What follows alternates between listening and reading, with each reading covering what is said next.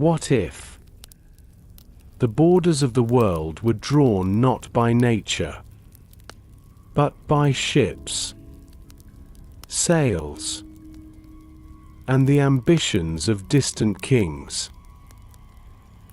Welcome, dear listener. Welcome to this quiet stretch of the night.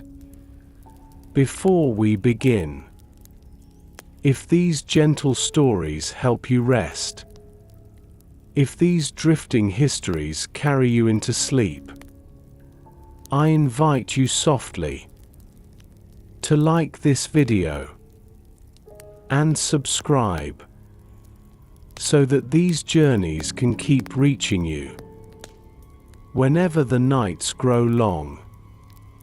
And tell me, in the quiet of the comments, where are you listening from tonight? Are you lying in your own room, phone resting beside you, as the ceiling fades into darkness? Are you on the road somewhere, earbuds tucked in, watching streetlights pass like falling stars? Or perhaps far away, in another country, another time zone, letting this voice be your anchor in the silence. Wherever you are, I would love to know what your night looks like as you listen. Now, let yourself settle. Loosen your shoulders. Let the weight roll gently down your arms. Unclench your jaw.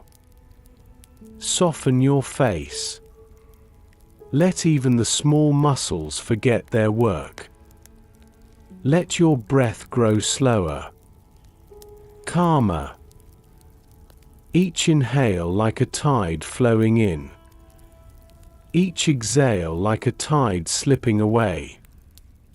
Feel your body sinking heavier into where you are lying. Mattress, pillow, blanket. The world outside can wait. Tonight belongs only to you. Perhaps there is a fan humming softly in your room. If so, tilt it just slightly. Let the breeze drift across your skin. Let it sweep back and forth, like a soft hand brushing air over you. A steady rhythm, blending with my voice.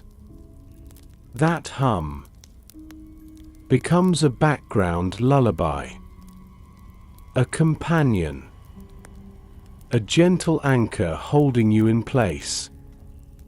Notice your hands, how they rest, still, untroubled. Notice your eyes, whether they are open or heavy. They do not need to decide. They can drift, flutter, close when they wish. There is no effort here, no expectation, only quiet company. Imagine these words not only as history, but as presence, as though a calm friend sits beside you, steady, unhurried, keeping the night watch while you rest.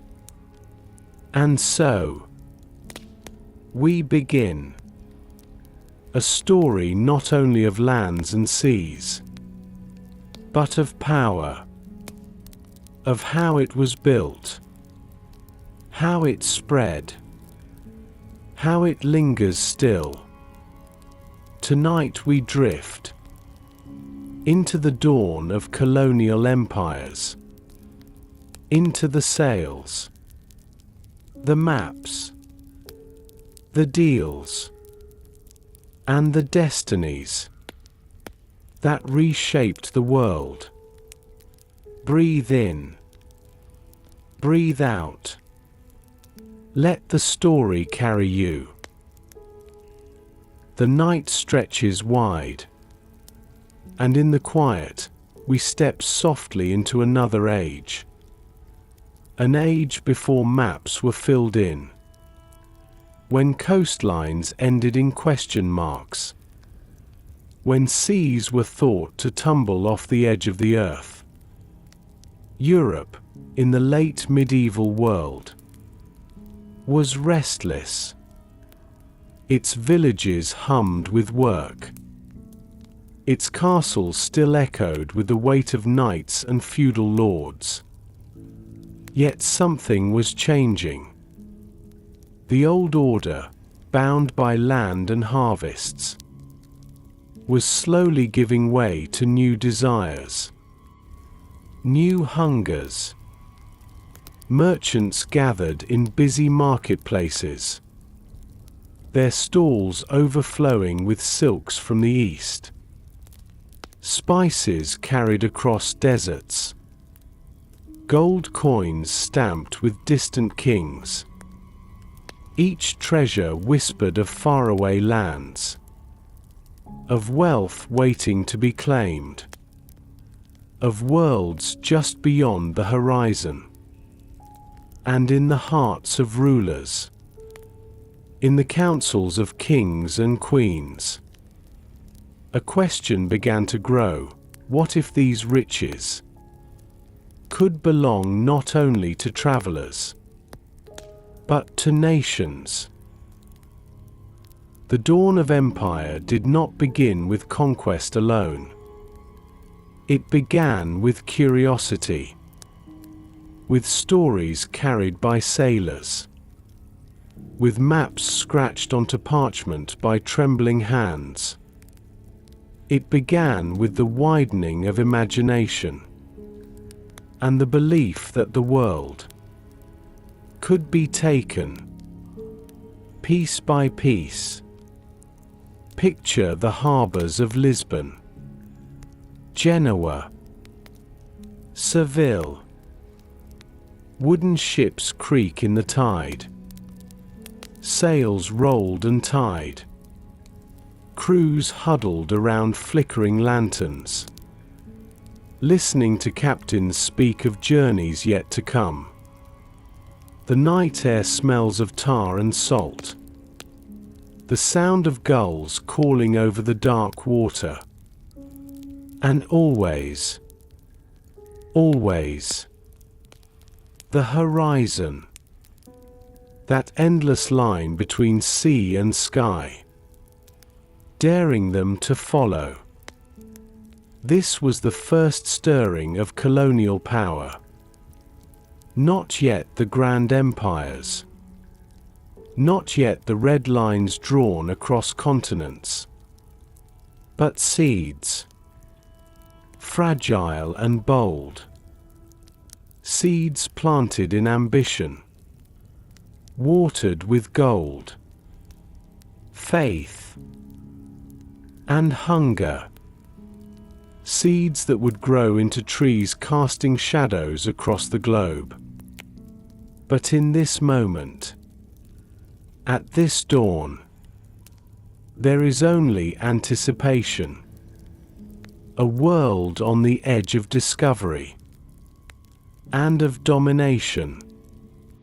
A world about to awaken, to sails unfurling, to compasses pointing outward, to a story that will change forever.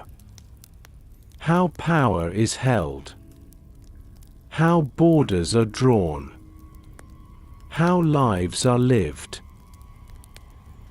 The dawn of empire was lit not by one flame, but by many, and each flame flickered for a reason.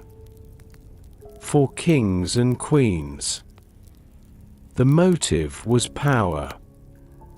Power measured in coin chests that overflowed, in lands that stretched farther than rival crowns, in armies fed by wealth drawn from beyond the horizon.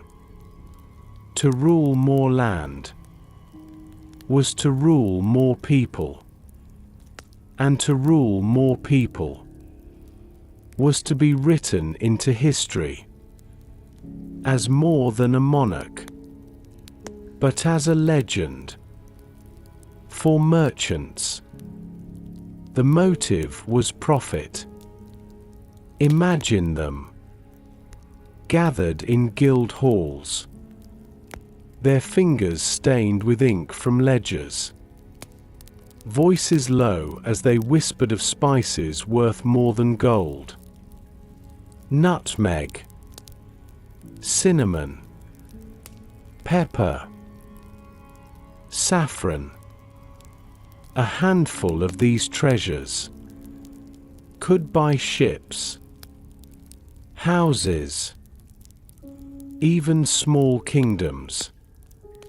Yet the roads that carried them, the old Silk Road that wound like a ribbon through deserts and mountains, was fragile. Bandits, wars, crumbling empires, all could cut the flow in an instant. And so merchants dreamed of ships, of sea lanes unbroken by sand or sword, of bringing riches straight to their own ports. For priests, the motive was salvation. They spoke of souls in distant lands, souls untouched by the cross. Each voyage, each mission, became not just a quest for treasure, but a march for faith, to spread the gospel, to build churches where once stood temples, to baptize kingdoms into the fold. The expansion of empire became the expansion of heaven's kingdom, at least as it was told in sermons. For sailors and soldiers, the motive was survival. The poor of Europe, sons without inheritance, men without land, looked to the sea as their only path.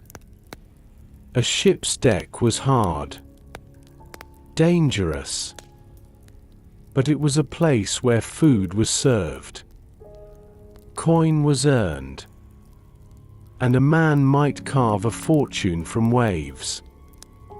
Some dreamed of adventure, of standing on shores no man of their village had seen.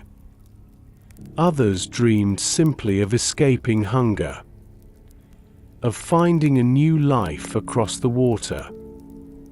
And for nations themselves, the motive was rivalry. Europe was a continent of neighbors, and neighbors were often enemies.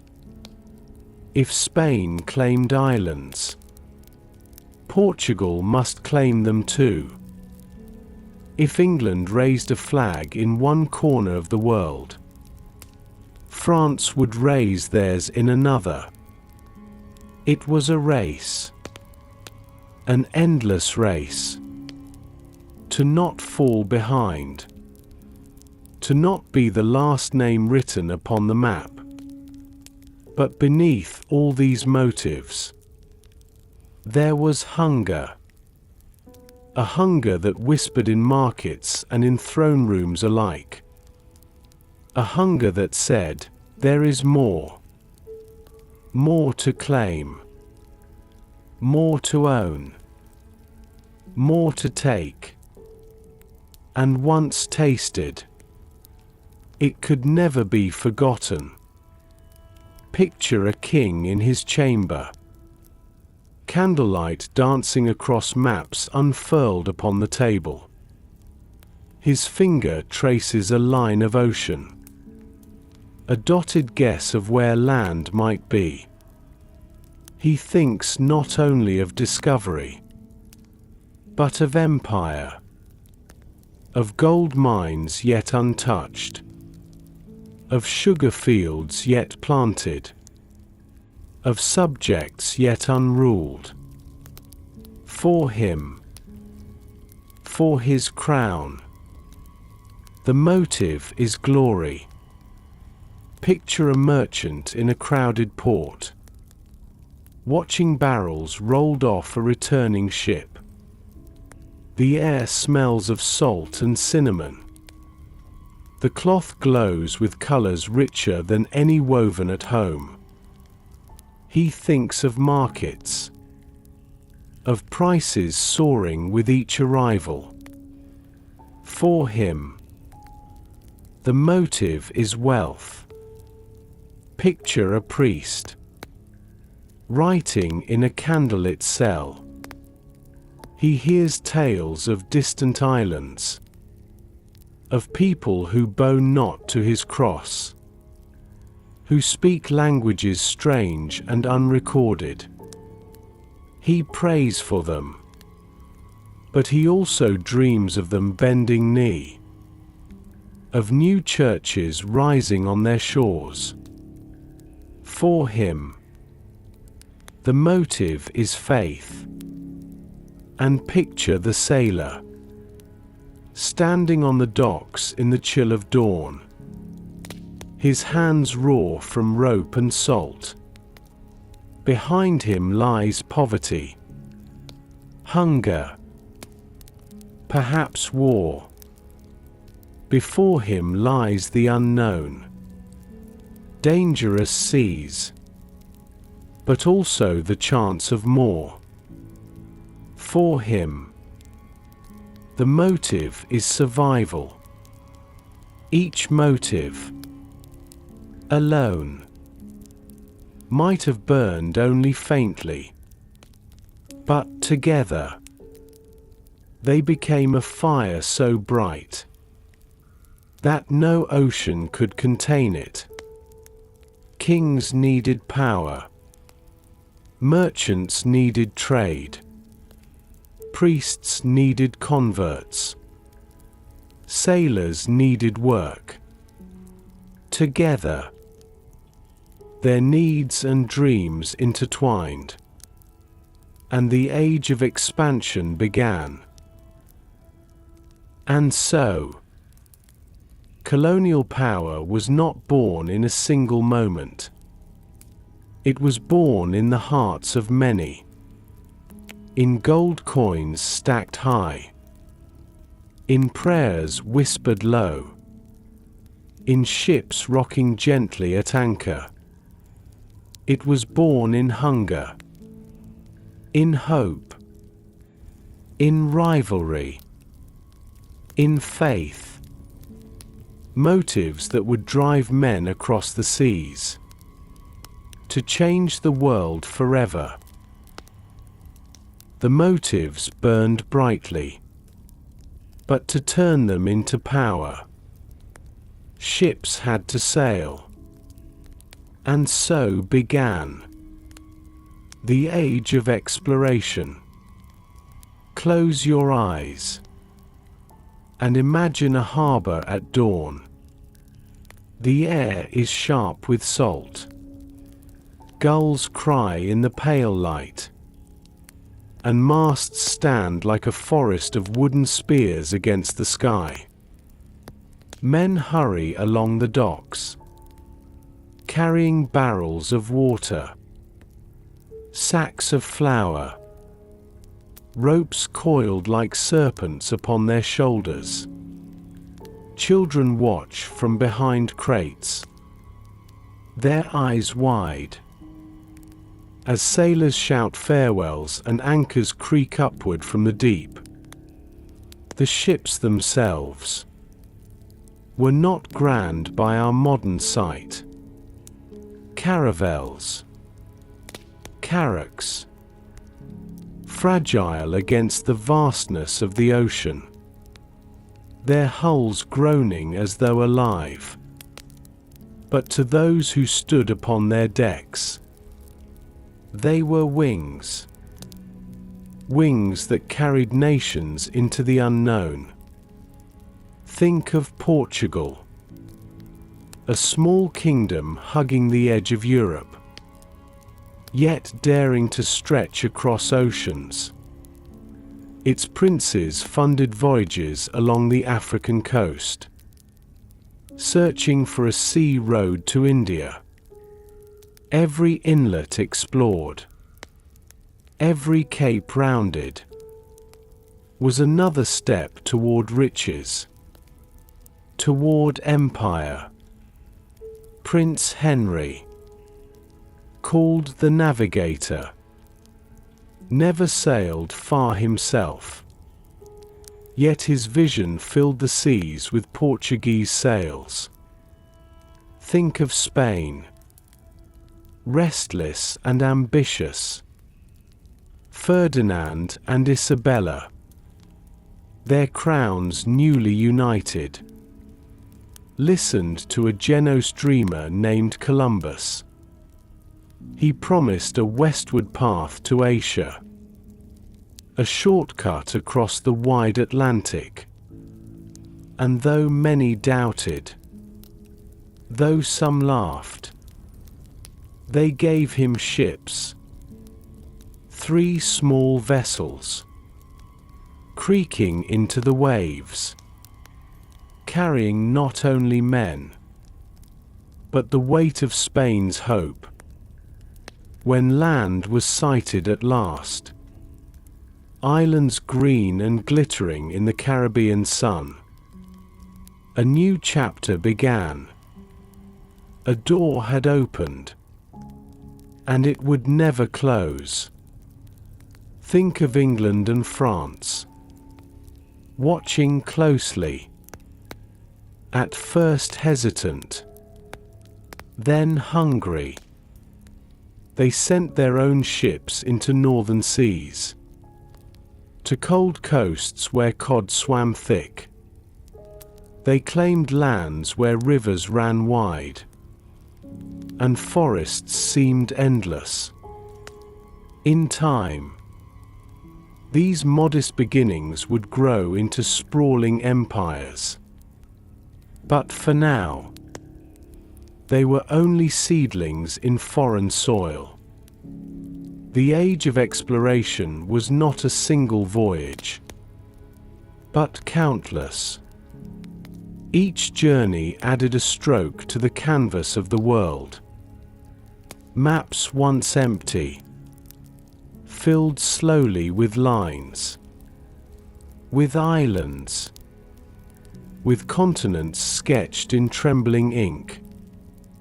And each return, each ship staggering into port, brought stories, treasures, rumors of lands beyond imagining. Picture a crowded tavern in Lisbon, the air thick with smoke and laughter. A sailor leans forward, his voice hushed, telling of rivers wider than seas, of mountains shining with silver. Others gather close, their mugs forgotten, their minds wandering far from the wooden walls around them. For every tale was a spark, and sparks spread quickly. Yet for all its wonder, the age of exploration was perilous. Storms rose suddenly, swallowing ships whole. Sickness crept through cramped decks, scurvy hollowing cheeks, fever burning skin. Some voyages returned, others never did. And still, more ships left port, more sails unfurled. more men gambled their lives against the horizon. What drove them was not only gold, but curiosity, to stand on a shore unseen by their people, to breathe air filled with scents unknown, to hear languages never recorded. It was fear and wonder twined together. It was the belief that beyond the next wave lay destiny. The age of exploration was a threshold.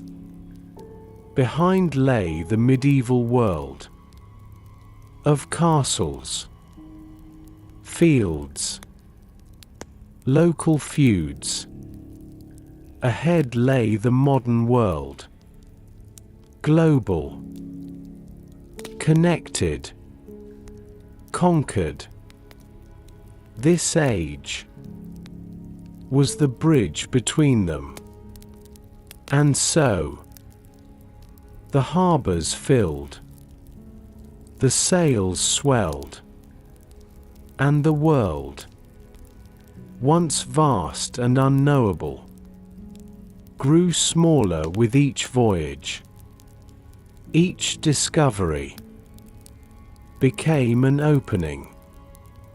Each opening a claim. Each claim a seed of power. Colonial power was still young, but already its roots stretched far across the waters. Roots nourished by courage, by greed, by faith, by hunger. Roots that would grow into forests of empire. The ships have sailed, the oceans have been crossed, and now, at last, land rises on the horizon. This moment, this first sight, is the beginning of encounters that would shape centuries. Imagine the deck of a ship. After weeks, months of endless waves, the men are weary, faces hollowed by hunger, lips cracked by salt wind.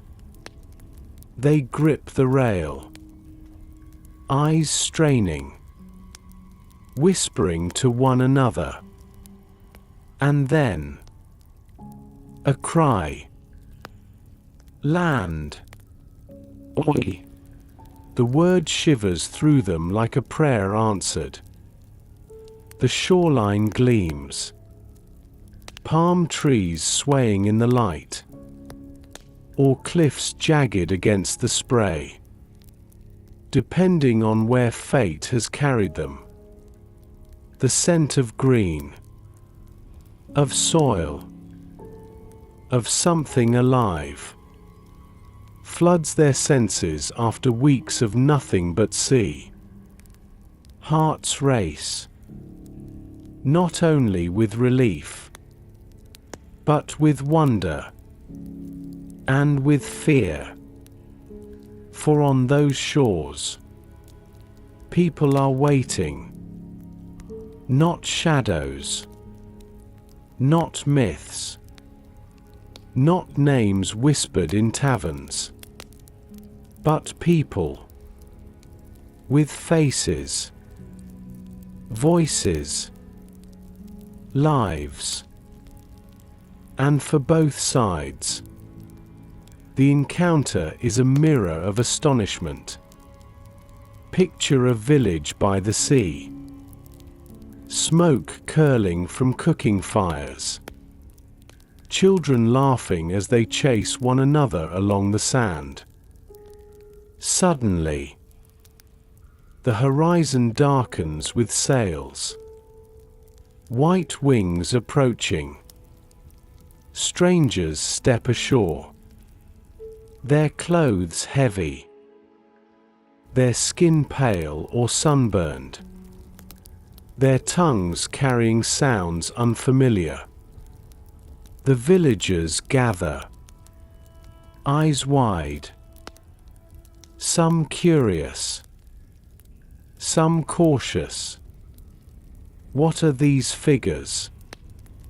Who step from floating houses of wood? The first encounters were often filled with gestures. Hands raised in peace. Gifts offered. Beads. Trinkets. Knives of shining metal. And in return, food. Fruit. Water offered by cautious hands. There was no shared language. Only eyes meeting eyes. Voices rising and falling in tones both sides strained to understand. But behind the smiles, behind the wonder, shadows already stirred. The explorers looked upon the people, not only as hosts, but as subjects, not only as neighbors across the sea, but as souls to be claimed, as labor to be harnessed, as wealth to be extracted.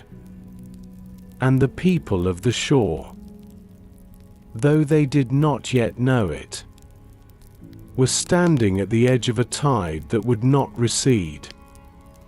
Think of Columbus, stepping onto the sands of the Caribbean.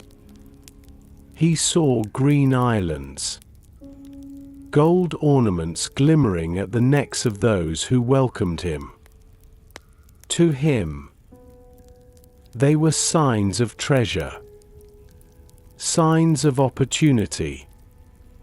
In his journals, he wrote not only of beauty, but of conquest, of how easily these people might be made to serve. What began as greeting would soon shift into domination. Think of Vasco da Gama, reaching India after rounding Africa. He stepped into a world of ancient kingdoms, bustling ports, merchants dealing in jewels and spices beyond compare. At first, there was awe, respect even, but quickly, awe hardened into ambition, ambition into demand. Gifts became tribute. Trade became monopoly. Partnership became control. Not all encounters ended in blood at once.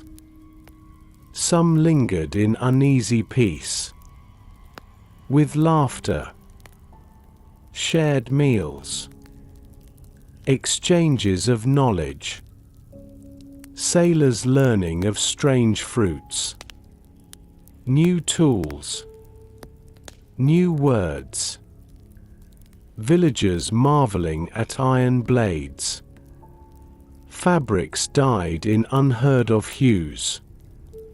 For a moment, it seemed a bridge might be built, but the imbalance was always there, waiting.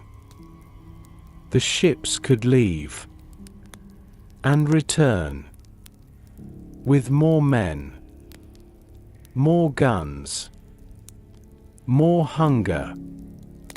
First encounters carried wonder, but also seeds of sorrow. The laughter of shared meals would become silence when fields were taken. The gifts of beads and mirrors would become chains of iron. The handshakes of greeting would become shackles of conquest. Still, in those early days, it was not yet certain. To the villagers on the shore, perhaps these were visitors who might come and go. To the sailors on the deck, perhaps this was simply the beginning of trade. But history tells us differently. The tide of empire had begun, and once it began, it could not be stopped. Close your eyes and picture two faces meeting. One belongs to a man who has crossed an ocean. The other belongs to a woman who has lived her whole life beneath those skies. They look at one another, neither understanding the other's words. But in their gaze lies all the weight of history. For in that moment, two worlds collide, and the world itself is changed. The first encounters were fragile, fleeting, like sparks struck from stone. They could warm or they could burn. And in time, they burned more often than they warmed. But on that very first day, as hands reached out in curiosity, as voices stumbled over strange sounds, there was a silence before empire, a silence before conquest, a silence where the world still might have been otherwise. The first encounters filled journals with words, filled ships with samples of fruit and gold. But they also filled imaginations. And imaginations were drawn onto parchment. Maps, fragile sheets of ink and vellum, became the mirrors of empire. They were not only tools of sailors, but dreams of rulers, visions of merchants, prayers of priests. Each line, each curve, each name scribbled in Latin or Portuguese or Spanish, was more than geography. It was a claim, a desire, a promise. Picture a cartographer at his desk. The room smells of wax and ink. Candles flicker. A compass rests beside him. He scratches carefully upon the page, drawing coastlines from sailors' tales. Here, a bay where storms rose suddenly. There, a mountain shining with snow. Farther still, islands said to be rich with birds whose feathers burned like fire. Not all was true. Not all was known. But on the parchment, it became real. Maps carried myths as much as truth. At the edges of seas, artists sketched sea serpents, jaws wide, tails coiling into waves. In distant lands, they placed creatures of rumor, men with dog heads, tribes said to live without shadows, rivers flowing with gold. The world was vast, and where knowledge ended, imagination began. And imagination was as powerful as fact, for it lured men onward. Think of the legend of El Dorado, a city of gold, shining so bright it dazzled the eyes. Though no one had seen it, it lived on maps, on whispered directions, on hopeful marks pointing westward. Men would die searching. Empires would spend fortunes. Yet the myth endured. A myth stronger than truth. For truth could disappoint. But myth always promised more. Think, too, of the Northwest Passage, a dream of a water road through frozen lands, a shortcut to riches. Map after map showed it. Somewhere, hidden among icy coasts, ship after ship sailed in search. Many never returned.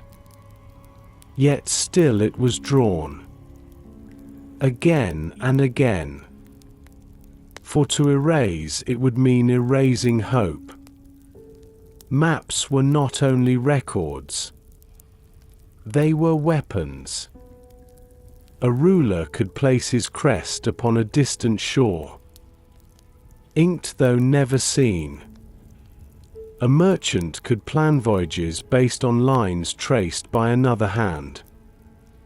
A priest could point to blank spaces and call them fields for the harvest of souls. Each map turned the unknown into something that might be owned. Imagine a king leaning over a great parchment spread across his table. His finger rests on a line of coast newly drawn. It matters little if the details are right. What matters is that the line exists. In his eyes, it is already his, already under his crown, already woven into the fabric of empire. Maps made the world seem smaller. What once was endless mystery became lines and names. And yet, in shrinking the world upon paper, they enlarged ambition. For if this coast is ours, why not the next? If this island is claimed, why not the archipelago beyond? If the map can be filled, then so too can our coffers. But maps also misled. A bay drawn too wide could wreck ships. A mountain misplaced could misguide armies. A phantom island marked from rumor could waste entire voyages.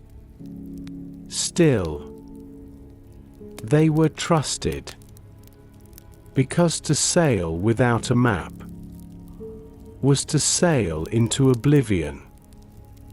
And myths themselves carried weight heavier than truth.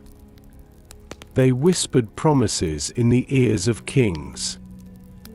They gave hope to sailors shivering on decks. They justified voyages that otherwise might have seemed folly. For who would not chase gold? Who would not chase paradise? Who would not chase eternity? The age of exploration was as much about parchment as it was about sails. Without maps, empires could not dream. Without myths, Empires could not dare. Close your eyes and see one such map. Edges decorated with monsters. Oceans colored in shades of green and blue. Mountains drawn like sharp teeth across the land. Tiny ships sketched upon the waters, forever frozen mid-sail. And above them all, a crest, a banner, a royal mark declaring, "This is ours." It was not truly theirs. Not yet. But in ink, in imagination, in the quiet flicker of candlelight upon parchment, the world was already divided, long before boots ever touched those distant shores. And so, maps and myths walked hand in hand. Fact and fiction, ink and dream. They guided explorers, misled sailors, enriched monarchs, and deceived millions. And through them, colonial power was not only established upon the earth, it was first established upon paper. The ships had sailed. The maps had been drawn. The myths had stirred men onward. But empires are not built on dreams alone. They are built on systems, on engines of power that can sustain their reach. And so, the great trade companies were born. Close your eyes and imagine a tall building in Amsterdam. Wooden beams polished by time. Windows glinting with morning light. Inside, men sit around long tables. Ledgers open before them. Quills scratching across parchment. They speak not of kingdoms or crowns, but of shares, contracts, dividends. And yet, what they decide will shape the destinies of continents. The Dutch East India Company, the VOC, founded in 1602, was among the first of its kind. Not merely a trading guild, not merely a band of merchants pooling coin, but a machine of empire, backed by investors, by governments, by the promise of profit that stretched across oceans. Picture it. Investors handing over coin in exchange for a slip of paper. That paper was a share, a fragment of a voyage, a fragment of an empire. And with enough shares, fortunes could be made. And with enough shares, entire fleets could be raised. The English East India Company, born 2 years earlier in 1600, was much the same. Its charter, a royal gift from Queen Elizabeth, gave it power not only to trade, but to rule. It could raise armies, sign treaties, build fortresses, wage war in the name of profit. It was not merely a company. It was a kingdom of ink and coin, a kingdom without borders. but with ships that reached everywhere. Think of it. Companies that could field soldiers greater in number than kings. Companies that planted flags not of nations, but of commerce. Factories along Indian coasts. Warehouses in African ports. Trading posts scattered like seeds across the world. Each one a point of control, a doorway through which power flowed. For merchants, this was opportunity. No longer did they risk their lives alone on dangerous voyages. They pooled risk, shared profit, multiplied reach. A single ship might founder, but the company would endure, and its investors would still reap gold from another's return. For monarchs, this was brilliance. They could extend their reach without draining their treasuries. Let the companies take the risk. Let them build the forts. Hire the soldiers. And in return, the crown received taxes, goods, influence that spread far beyond what royal armies could achieve alone. For sailors, for clerks, for the countless workers who labored under the banners of these companies. Life was harsh. Months at sea. Years away from home. In foreign lands. They toiled in warehouses, or drilled with muskets under a burning sun. And yet, for many, it was a chance to rise, to earn, to belong to something larger than themselves. But for the lands they touched, the story was different. At first, the companies came with trade. Spices exchanged for silver. Silk exchanged for wool. But trade turned to monopoly. Monopoly turned to demand. Demand turned to rule. A sultan who welcomed a trading post one year found soldiers marching into his palace the next. A village that exchanged goods for beads found its harbor claimed and fortified. Step by step, deal by deal, the companies wrapped their fingers tighter, until commerce became conquest. The line between merchant and monarch blurred. A Dutch governor in Batavia, an English factor in Calcutta, were not merely traders.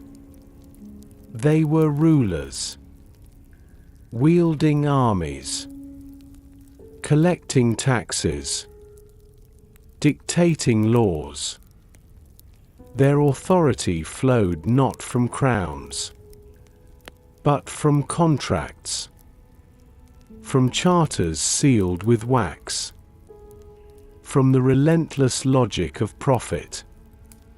And the profits were immense.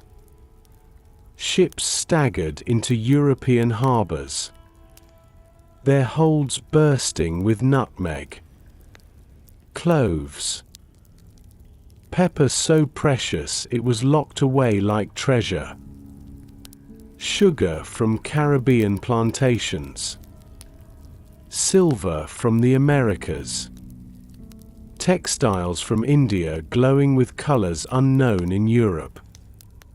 Each cargo enriched investors, and fueled further voyages, further conquests, further chains of power.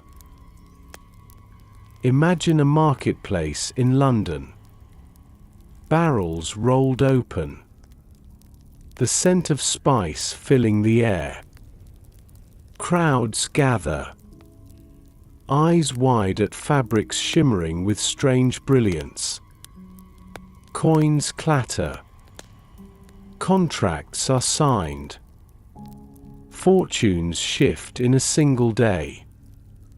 Yet behind each barrel, each bale, lay plantations worked by the enslaved, villages emptied by demand, forests stripped bare. The companies grew so vast, so powerful, that even monarchs trembled before them. The VOC paid dividends greater than some kingdoms earned in taxes. The East India Company held armies larger than Britain itself. They became states in all but name. Corporations with crowns invisible, but heavy upon the world. And yet, in boardrooms lit by candlelight, they spoke not of conquest, not of suffering, not of empires.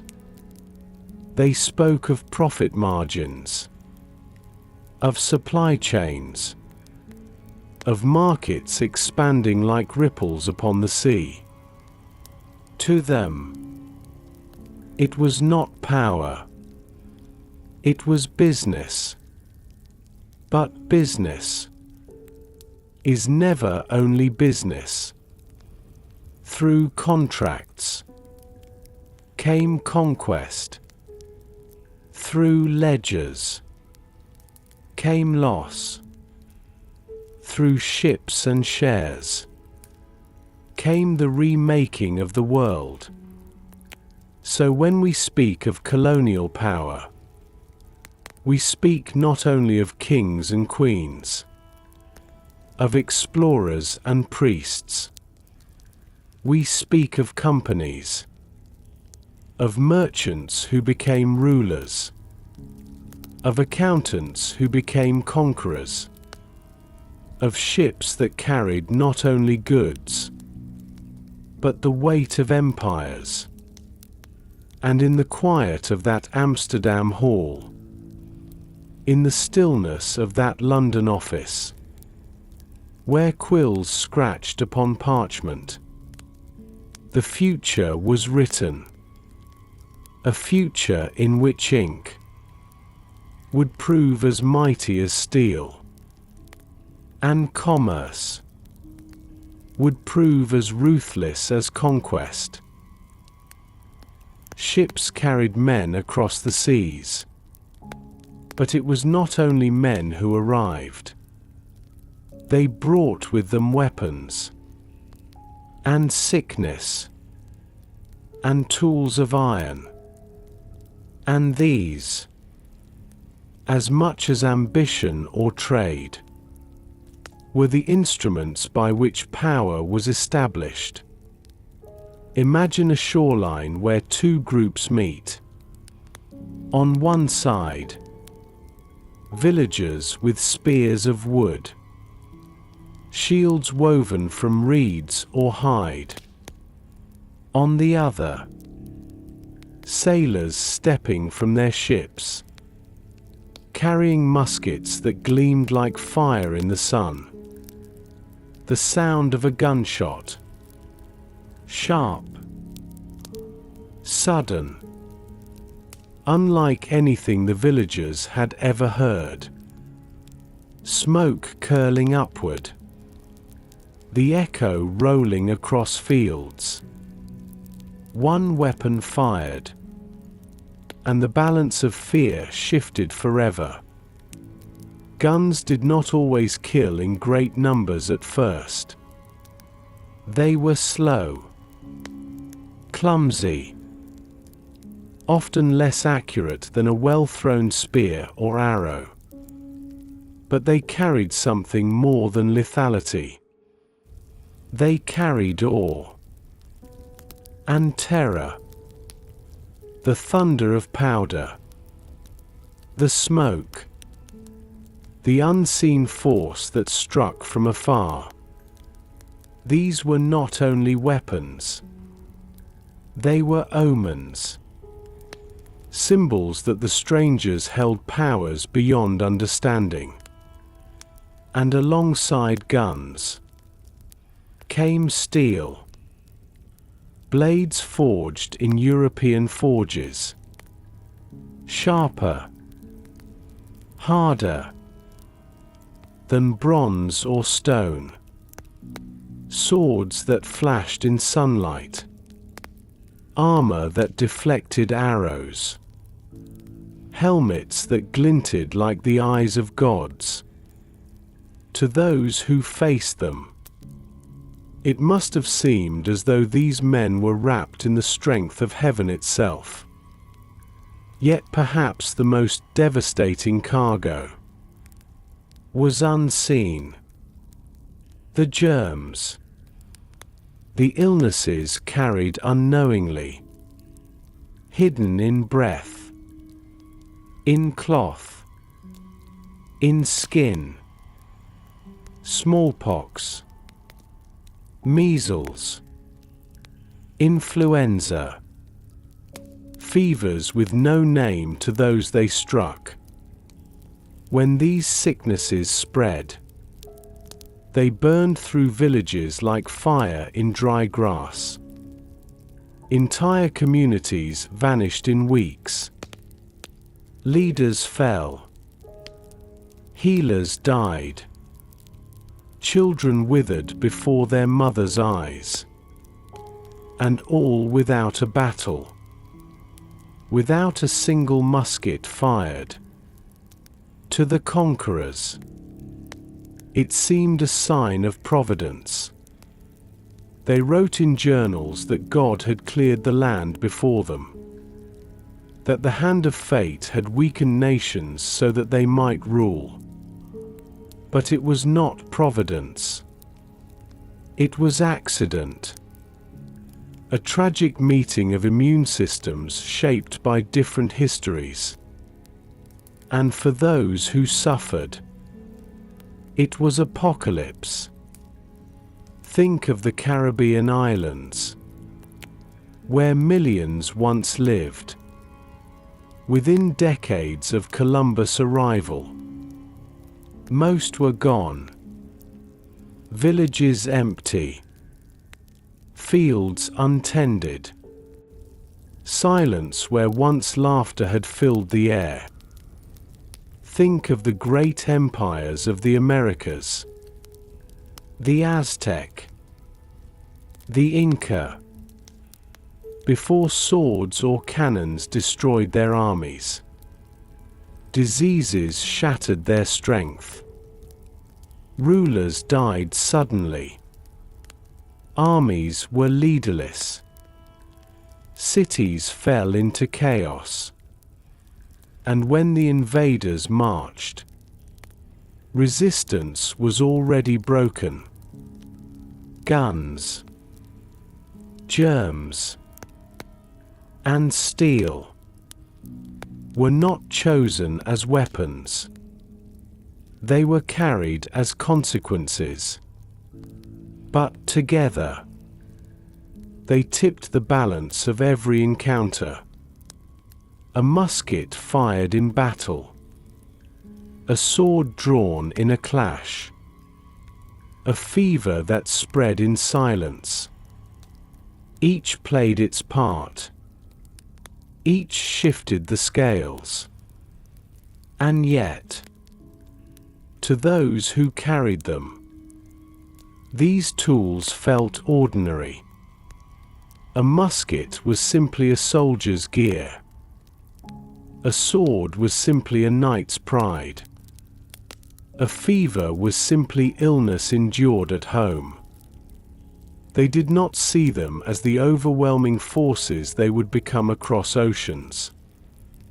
Only history, looking back, reveals how decisive they were. Close your eyes and imagine standing in a clearing. Before you, a line of strangers holds weapons you have never seen. Behind you, your people cough and weaken, struck by a sickness no healer can cure. You feel the ground of your world shifting, not because you are less brave, not because you are less wise, but because powers you never imagined have arrived at your doorstep.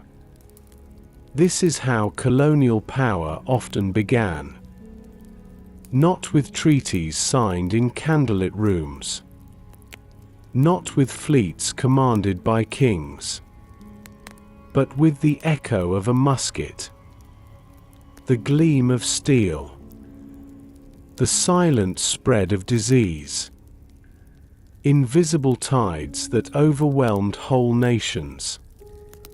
And once the balance had tipped, once fear had taken root, once populations had been thinned, the path was open.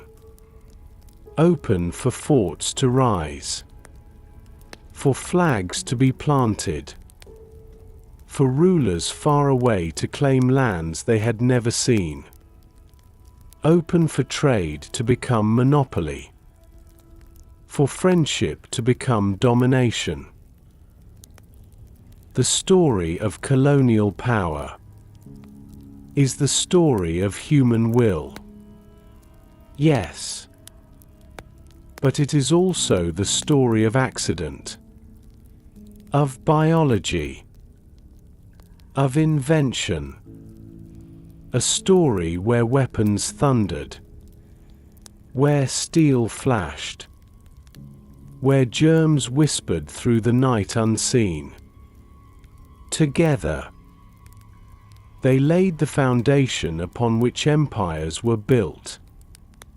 And so, guns, germs, and steel became not just tools of conquest.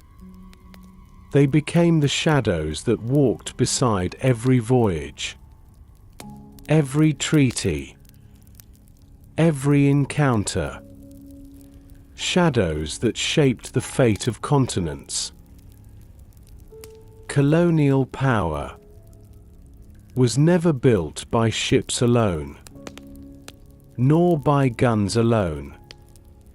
It was woven through relationships, through words spoken in council huts, in palace chambers, on shaded verandas where strangers shared wine or palm liquor. And as much as conquest, empire spread by alliance and by betrayal. Imagine the first meetings between European captains and local rulers. The strangers arrive with gifts, bolts of cloth, knives of steel, beads that catch the sunlight. They bow, they smile, they raise their hands in gestures of peace. And the local rulers, wise and watchful, respond in kind. They too have gifts, baskets of fruit, carved ornaments, tokens of goodwill. The air is filled with cautious hope. For both sides, see opportunity. The strangers seek food, water, safe harbor. Passage into lands unknown. The rulers seek advantage against rivals nearby, against threats long endured, against shortages of their own. And so, agreements are made, not of conquest, but of cooperation. Think of the coast of Africa. Portuguese captains kneel before kings, offering guns in exchange for gold, or ivory, or captives taken in local wars. The kings accept, for to hold guns is to hold power over neighbors. And for a time, both sides prosper. Ships sail away heavy with goods. Villages nearby tremble before rulers armed with muskets. Alliance is sealed not in friendship, but in need. Think of India. The East India Company arrives not as conqueror, but as guest. They bow before sultans and emperors. They offer trade. They offer silver. They flatter with words of alliance. And rulers accept. For here is a new partner. A chance to strengthen their hand in the endless dance of politics. For a time, the partnership holds. Factories are built. Forts are allowed. But behind the smiles, suspicion grows. For the company's soldiers drill in formation. Their walls grow higher. Their demands grow bolder. The alliance begins to shift. And think of the Americas. Some nations welcomed Spaniards as allies against their enemies. The Tlaxcalans fought beside Cortés, seeing in him a chance to topple the Aztec Empire that had long pressed them.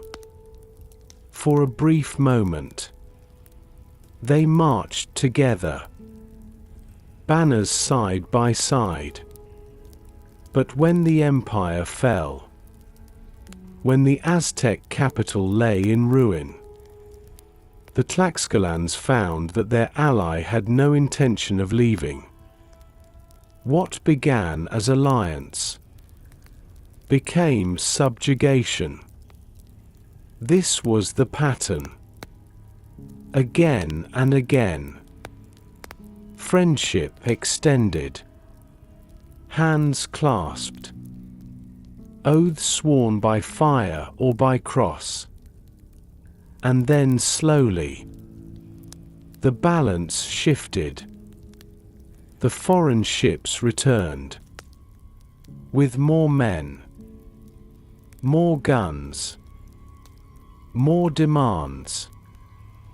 The ally became a rival. The rival became a subject. And betrayal flowed in both directions. Some rulers, seeing the growing power of Europeans, turned suddenly against them. Allies one day, enemies the next. Ships were burned in harbors. Forts were stormed. Merchants slaughtered in markets. The sea carried not only trade, but tales of treachery. And each betrayal justified more conquest, more violence, more chains tightening. Picture a dimly lit hall. A treaty spread upon a wooden table. Wax seals pressed. signatures written with trembling quills. For the rulers present, the treaty is a shield. For the Europeans, it is a doorway, each clause carefully written, each word chosen to favor their power. And while the ink dries, the meaning begins to shift. Alliances and betrayals were not merely accidents. They were strategies. A weak kingdom might invite foreigners to guard against stronger neighbors. A desperate captain might promise friendship, only to seize a harbor when night falls. Trust became a currency, spent freely, broken easily. But beneath the shifting loyalties, one truth remained. Each alliance drew the outsiders deeper. Each betrayal gave them reason to stay. Step by step, bond by bond, the foreigners became permanent. Not visitors, not partners, but rulers. Close your eyes and imagine the look of a king who realizes too late he had welcomed allies who now demand his throne. The same guns he once received with gratitude now pointed at his palace gates. The same men who once swore loyalty at his fire now march in uniform against him. His betrayal is not sudden. It is slow. A tide creeping higher until it covers all. And imagine, too, the look of a captain betrayed, invited ashore with promises of peace, suddenly surrounded, weapons raised. His men fall. His ship burns. And when word reaches his homeland, it is not spoken as betrayal, but as justification, a reason to send more soldiers, more fleets, more conquest in the name of revenge. Thus did alliances and betrayals weave the fabric of empire. Not only battles, not only guns, but relationships twisted by need and broken by greed. They built bridges of trust, only to set fire to them when it suited. And in the ashes of those bridges, colonial power was built. Alliances gave entry. Betrayals gave excuse. Together, they opened the gates. And once inside, the colonizers never left.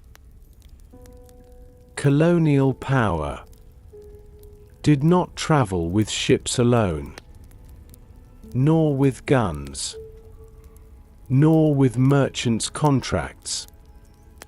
It traveled too, with words, with prayers, with the sign of the cross drawn slowly in the air.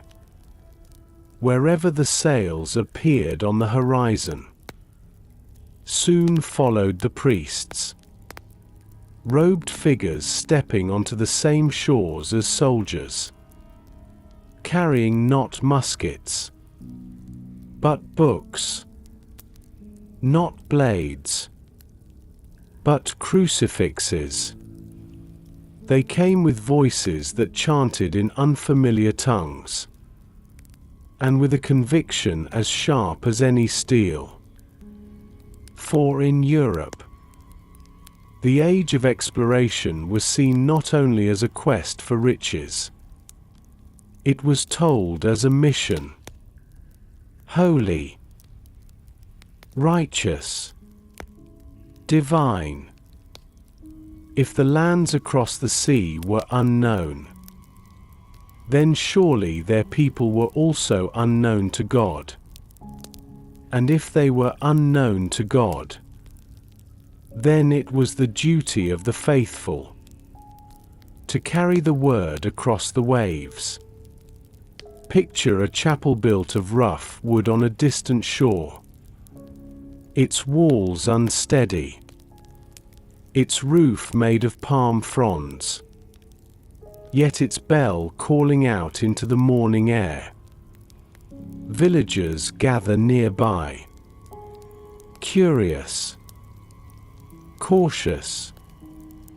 They watch as the priest lifts a chalice, whispers words in a language none of them understand.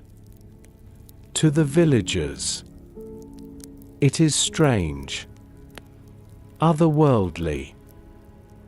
To the priest, it is triumph, another soul brought closer to heaven, another stone placed in the foundation of empire. Faith was more than belief. It was power. For to convert a village was to bind it to new laws, new customs, new loyalties. Baptism was not only a ritual of water, it was a contract unseen. A child baptized under foreign hands became not only a Christian, but a subject of Christian kings. Missionaries walked inland, carrying their crosses into jungles, deserts, mountains. Some came gently, with kindness, learning local tongues, sharing food, weaving their faith softly into daily life. Others came with sternness, demanding conversion, burning idols, tearing down temples, and behind them always stood the shadow of soldiers, faith and force, walking side by side. In the Americas, friars followed conquistadors, where swords had cut down resistance.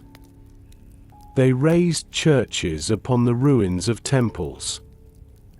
Stones once carved for gods of sun and moon repurposed into cathedrals of the cross.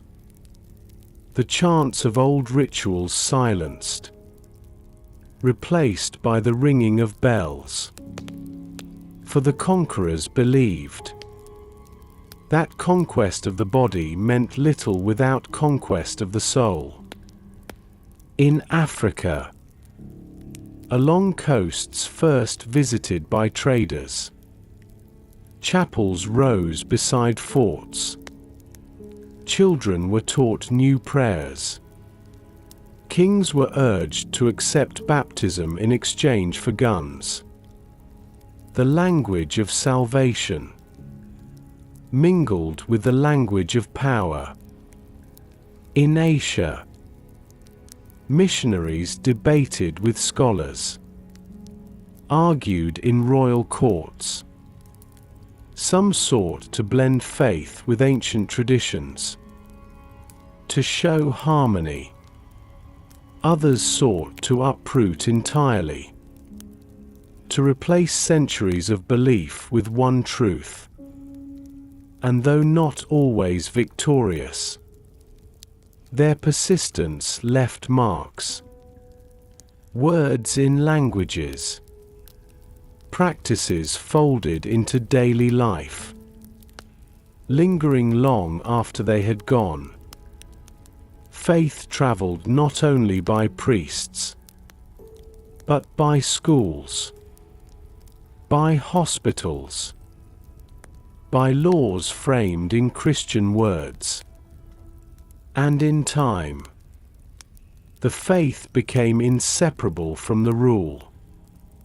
To obey the priest was to obey the crown.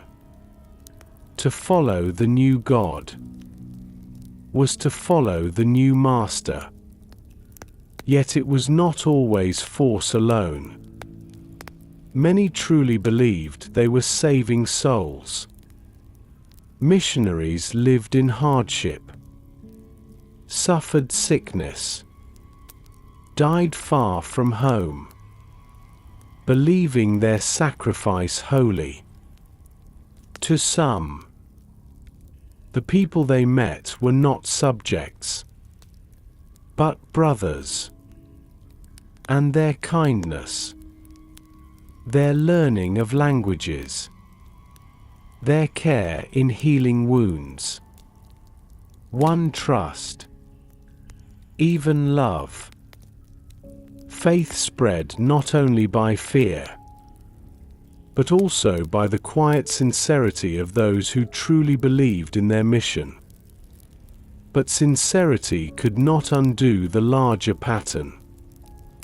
Each church built became a foothold. Each baptism recorded became a tally of control. Each holy day celebrated became another thread tying distant lands to European calendars. Faith was not merely religion. It was administration, governance, power. Close your eyes and imagine a village at dusk. The sun sets behind distant hills. The old songs rise quietly by the fireside. But in the square, a bell rings, calling the people to kneel. Two worlds exist side by side. One ancient, one new.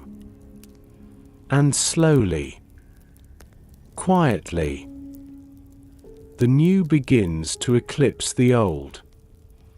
Faith made conquest feel righteous. It gave kings a reason beyond greed, a story they could tell their people, a banner that shone brighter than gold. And so, soldiers fought with muskets, merchants traded with contracts, but priests conquered with words. Together, their work intertwined, until empire was not only of land, but of mind, not only of body, but of soul. This was the spread of faith. Not always cruel, not always gentle, but always powerful. A power that reshaped villages, kingdoms, continents, and a power whose echoes still linger. In the bells that ring, in the prayers that rise, in the languages reshaped by sermons spoken long ago. Colonial power could not remain only on ships, or in contracts, or in words whispered by priests. It needed roots, places where sails gave way to streets, where tents hardened into walls, where fleeting presence became permanence. And so, the colonizers built. Close your eyes. And imagine a shoreline. At first it is empty. Only sand. Palms. The calls of birds and the crash of waves. Then, small shelters appear. Huts of timber and straw. Quickly raised by weary sailors grateful for dry ground. Smoke curls from simple fires. Laughter drifts as men cook fish caught in shallow waters. It seems temporary, fragile. But in time, the huts become houses. The fires become hearths. And what was once a camp becomes a settlement. The settlement grows. A wooden palisade is raised. Logs sharpened to keep out danger. Inside, narrow streets form. A marketplace begins. A chapel is built of stone carried ashore. Children play in dust. Women fetch water from wells dug deep. Flags flutter above. A symbol of foreign crowns planted in unfamiliar soil. Soon after, the fortress rises.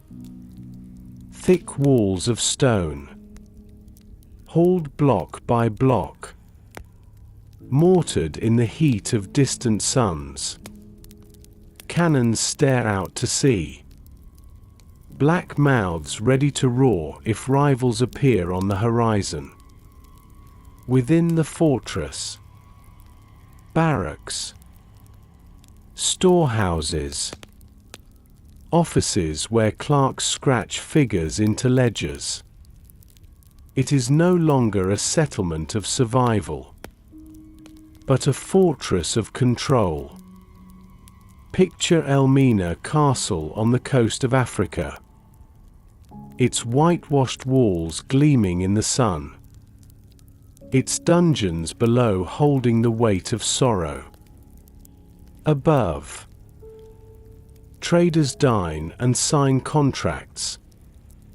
Below, human beings wait in darkness.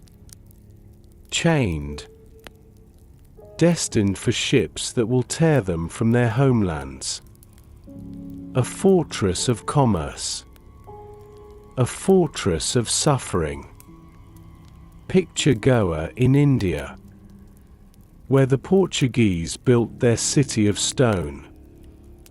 Churches rose high. Markets filled with silks and spices. The fortress there was not only a defense, but a statement.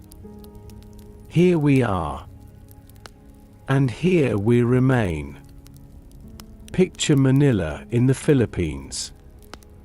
Walls encircling the settlement. Watchtowers gazing over the bay. Within, Spanish houses of timber and stone. Beyond, native villages bending slowly to the rhythm of colonial life. The fortress was a line between two worlds, and a gate through which one world slowly consumed the other. These settlements were not only military, they were economic. Warehouses stacked with goods. Ships loading and unloading day after day. Markets humming with voices. Some trading freely. Others trading because they had no choice. Coins clattered. Contracts multiplied. And each settlement became a node in a vast web stretching across oceans. For colonizers, the fortress gave security. A place to retreat when uprisings flared. A wall to hide behind when tempests of rebellion rose. For locals, it was a reminder, a constant presence of foreign power. Stone that could not be wished away. Walls that cast long shadows over daily life. And yet, within these walls, lives intertwined. Merchants married local women. Children grew up speaking two tongues. Markets blended goods from across continents.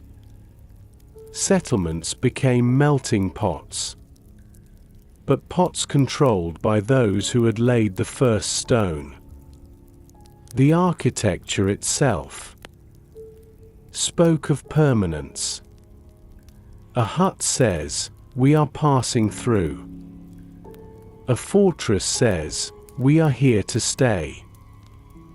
Each tower raised, each gate locked, each cannon mounted, was a message not only to rivals across the sea, but to the people of the land itself.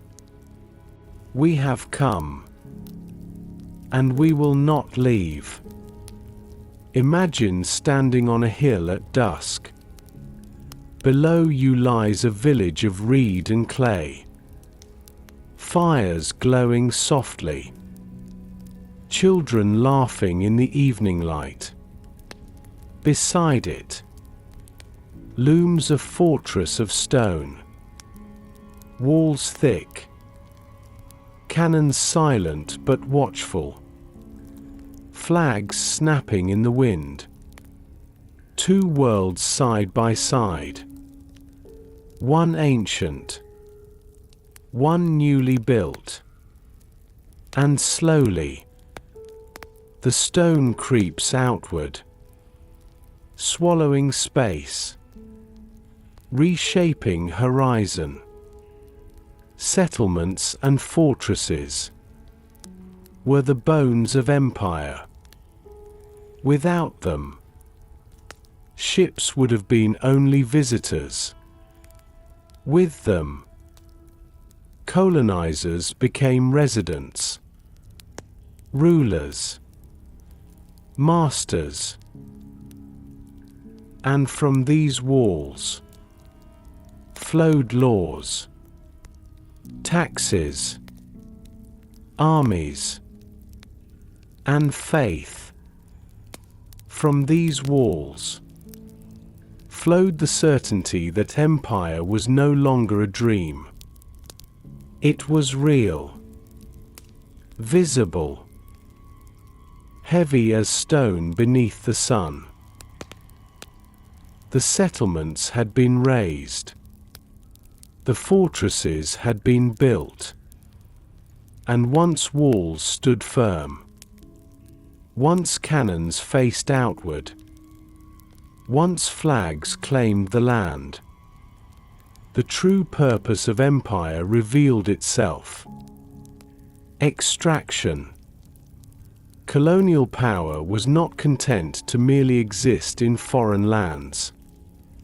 It reached into the soil, into the forests, into the rivers and mountains, and pulled their treasures outward. Wealth flowed like rivers, always in one direction, away from the people of the land, toward the harbors of Europe. Picture the Caribbean. Fields once wild with forests and birdsong. Cut down, cleared, burned until the earth lay bare. In their place, neat rows of sugarcane stretched across the horizon. Green blades shimmering under the sun. Men and women bent under its weight, cutting cane with aching hands. their sweat dripping onto soil that no longer belonged to them. At night, fires burned from boiling houses where sugar was refined into crystals of white wealth. And ships waited in the bay, holds open like mouths, ready to devour the sweetness and carry it across the ocean. Picture the Andes, mountains pierced with mines, shafts cut deep into rock, silver pulled in endless streams from the veins of the earth, the air thick with dust, the labor unending, men stumbling out pale with exhaustion, each ingot carried down on mules, melted in furnaces, stamped with royal seals. And when ships departed Lima or Potosi, their decks groaned with treasure, silver that would flood the markets of Seville, fueling wars, palaces, empires. But the villages near the mines were left hollow, drained of life. Picture the coasts of Africa, ivory tusks stacked in piles taller than men, their smooth white arcs stripped from elephants whose herds dwindled in silence, gold dust measured in careful handfuls, traded for guns and cloth, and, most haunting, human lives. People chained in the holds of ships, sold as labor to fuel the plantations of the New World. Their strength extracted just as sugar was, just as silver was. Their bodies made into another form of wealth carried far from home. And picture India. Cotton fields tended under the heat of the sun.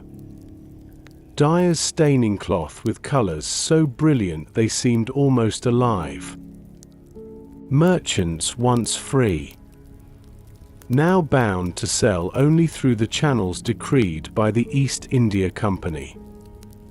Spices measured out not by choice, but by contract. Each thread of trade twisted into a cord of control, binding farmers, weavers, traders, into the service of a foreign crown. The extraction was relentless.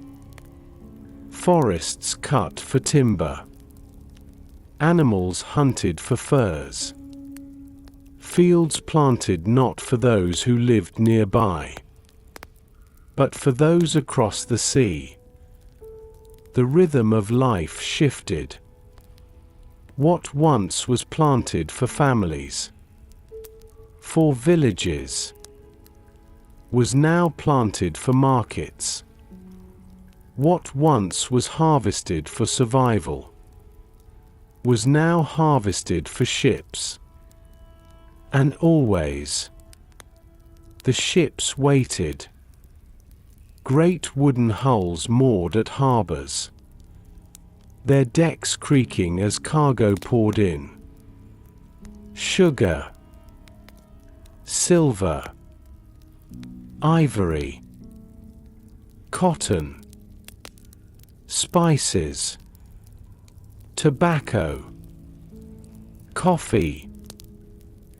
Each item neatly tallied by clerks in ledgers. Each coin counted back in European cities. Each fortune swelling the coffers of kings. Merchants. Investors who would never touch the soil where the wealth had been born.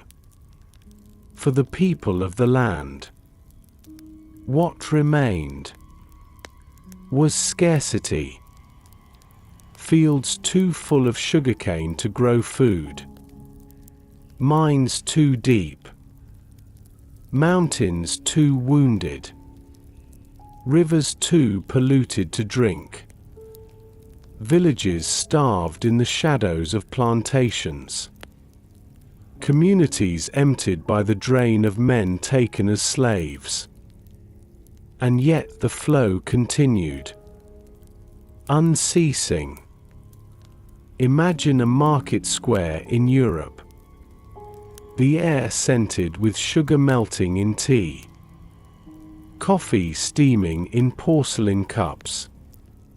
Tobacco curling in smoke above men's heads.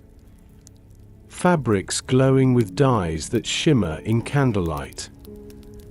Jewels sparkling on the fingers of noble women.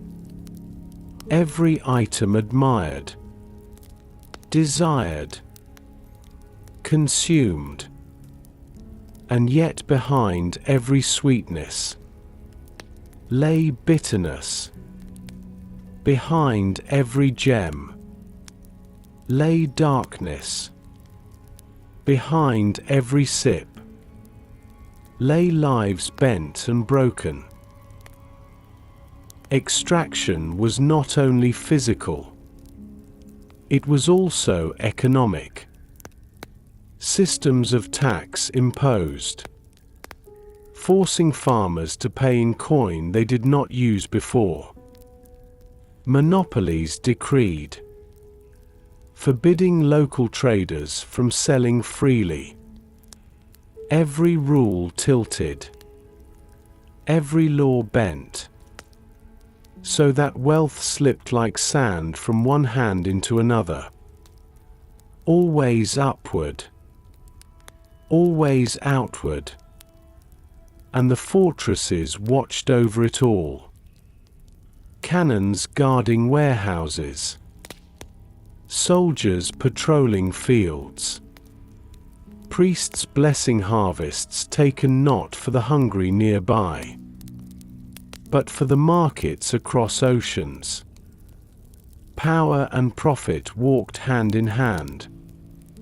Close your eyes and imagine standing at a harbor. Ships groan under the weight of their cargo. Ropes straining. Sails ready. On the dock, barrels of sugar stacked high. Crates of silver nailed shut. Bundles of cotton tied tight. Beside them, people watch. Hands empty. Bellies hollow. Eyes tired. They have given their land, their labor, their lives, and they watch as the wealth sails away. This was the heart of colonial power. Not merely discovery, not merely presence, but the taking, the draining, the endless flow of riches from many lands into the coffers of the few. The world reshaped so that the labor of millions served the desires of distant kings, and in the silence of those who endured, the hum of empire grew louder.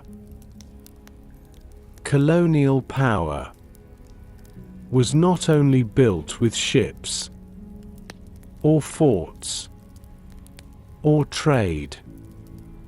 It was built with people, arranged in order, tier upon tier, like steps upon a staircase. And at the top of that staircase stood the rulers, while at the bottom bent the masses who carried its weight. This hierarchy was everywhere visible, in the streets of colonial cities, in the markets, in the fields, in the courts where judgments were passed. It was written into laws, into customs, into the very language of daily life. At the very summit were the representatives of the crown, governors sent across oceans, men robed in authority, sitting in high chambers with windows that looked over harbors and fortresses. They carried the voice of monarchs, though many thousands of miles away. And when they spoke, their words were law. Beneath them, councils of officials, clerks scratching figures into ledgers, judges in wigs handing down sentences. Their world was one of pen and seal, yet their power weighed heavily on millions. Just below came the merchants and company men, those who had crossed the seas not with crowns, but with contracts. They filled the warehouses, ran the trading houses, directed the flow of goods from field to ship. Their wealth grew not from soil they tilled, but from hands they never touched. They lived in fine houses within the fortified walls, sipping tea brewed from leaves harvested thousands of miles away. Their voices carried weight, for often it was their coin that built the walls, their coin that armed the soldiers, their coin that swayed the governor's decisions. Beneath them, the settlers, families who had come to build lives, who farmed the land, who opened shops, who raised children under the foreign flag. They stood above the local people, yet beneath the officials and merchants. They held privileges denied to those who had lived in the land for generations. Their skin, their tongue, their religion became their ladder, lifting them higher than neighbors who knew the soil far better than they did. And then there were the intermediaries, local leaders who chose, or were forced, to align with colonial rulers, chiefs who collected taxes, interpreters who translated orders, soldiers who fought in foreign uniforms. They were both respected and mistrusted, envied and despised, for their power was real, yet borrowed, always dependent upon those above. One change in alliance, one shift in favor, and their status could vanish like mist.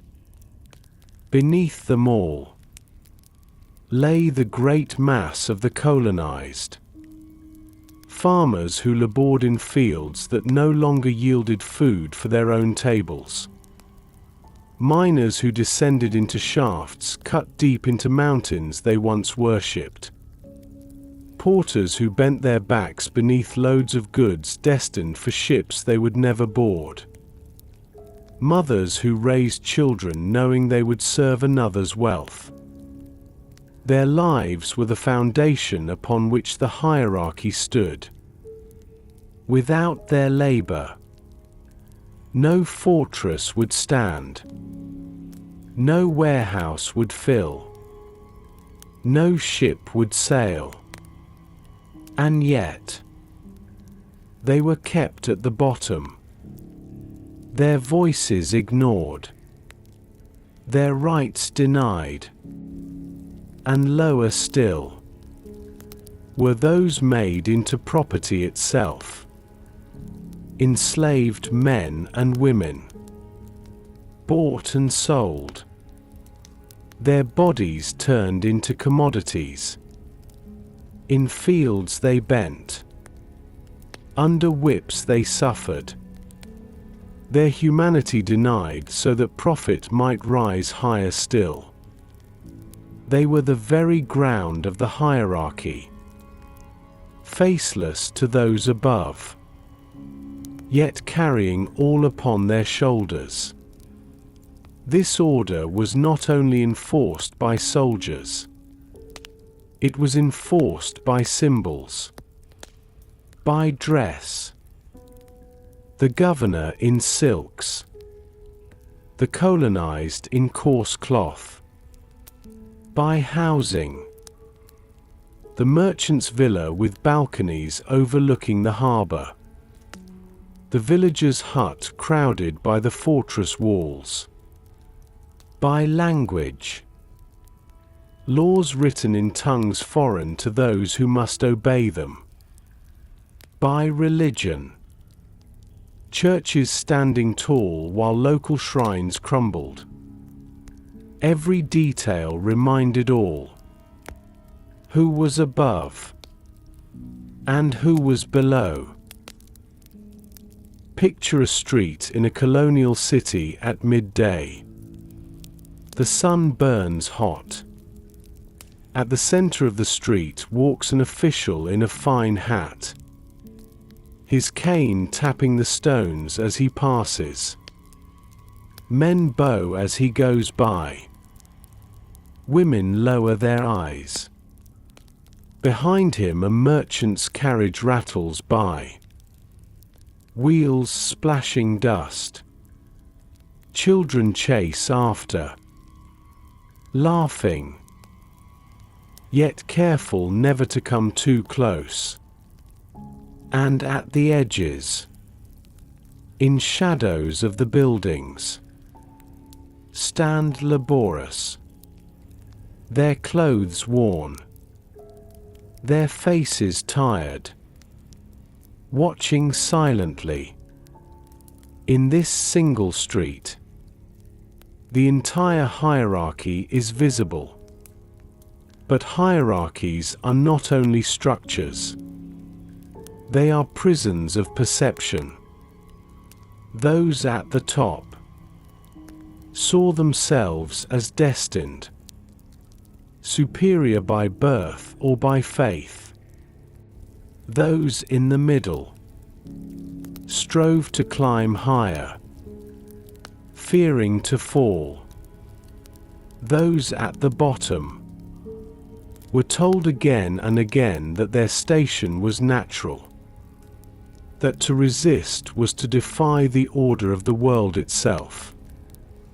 And so the staircase stood firm, even when it trembled. Yet beneath the silence, discontent always stirred. A worker who refused a command, a village that withheld its harvest, a soldier who deserted with his weapon. Each small act, a crack in the stone of hierarchy. But the rulers patched it with laws, with punishments, with rituals of dominance repeated day after day. Close your eyes and imagine standing at the foot of that staircase. Above you rise tiers upon tiers of power, each step guarded by wealth, by law, by the weight of custom. You lift your head, and the summit seems impossibly far. But imagine too, standing at the top, looking down upon countless lives whose labor lifts you higher. The view is wide, the air thin, but the foundation is fragile. For a staircase built on inequality always trembles beneath the weight it demands others carry. This was the colonial hierarchy. A ladder of skin, of language, of faith, of birth. A ladder that lifted some into palaces of stone, while pressing others into dust. And it was upon this ladder that colonial power climbed, step by step, always upward, always higher, until the world itself seemed divided into rungs. Colonial power is often told as a story of kings and governors, of merchants and generals, of maps and treaties. But beneath those grand voices were quieter ones, the voices of women. Their presence was not always written in ledgers, not always carved into stone. Yet their lives bore the weight of empire. Their choices shaped its rhythm. Their silence carried its echoes. Imagine a settlement on the edge of a tropical coast. The sun beats down on whitewashed walls. Soldiers march at the gates. Merchants barter loudly in the square. And within the houses, in shaded courtyards, women move quietly, carrying water, preparing food, raising children who will grow to speak new languages, live under new laws, carry loyalties not wholly their own. For colonialism was not only conquest of land, it was conquest of family, of intimacy, of the private spaces where women's lives unfolded. Some were wives of colonizers. They crossed oceans reluctantly, following husbands they had been given to by arrangement. In strange lands, they recreated fragments of Europe, arranging tables with familiar cloth, insisting on rituals from home. Through them, customs were transplanted, manners preserved, identities reinforced. They were not rulers in name, yet they became guardians of the colonial household. Their whispers at night, their guidance to their children, their letters sent back across the sea, carried influence that rarely appeared in records, but lived in the habits of empire itself. Some were women of the land, drawn into unions with settlers, sometimes by choice, often by force. Their bodies became bridges between two worlds. Through them, new generations were born, children who belonged to both and to neither. Some of these children rose in colonial hierarchies. Others were shunned, always marked by lineage, always judged by blood. And the mothers bore the burden of raising them in a world that seldom gave them belonging. Other women bore heavier chains. Enslaved women, transported far from home, forced to labor in fields and households, their days filled with toil, their nights filled with fear. They carried not only crops and burdens, but children born into bondage. Their voices were silenced twice over, as colonized and as women.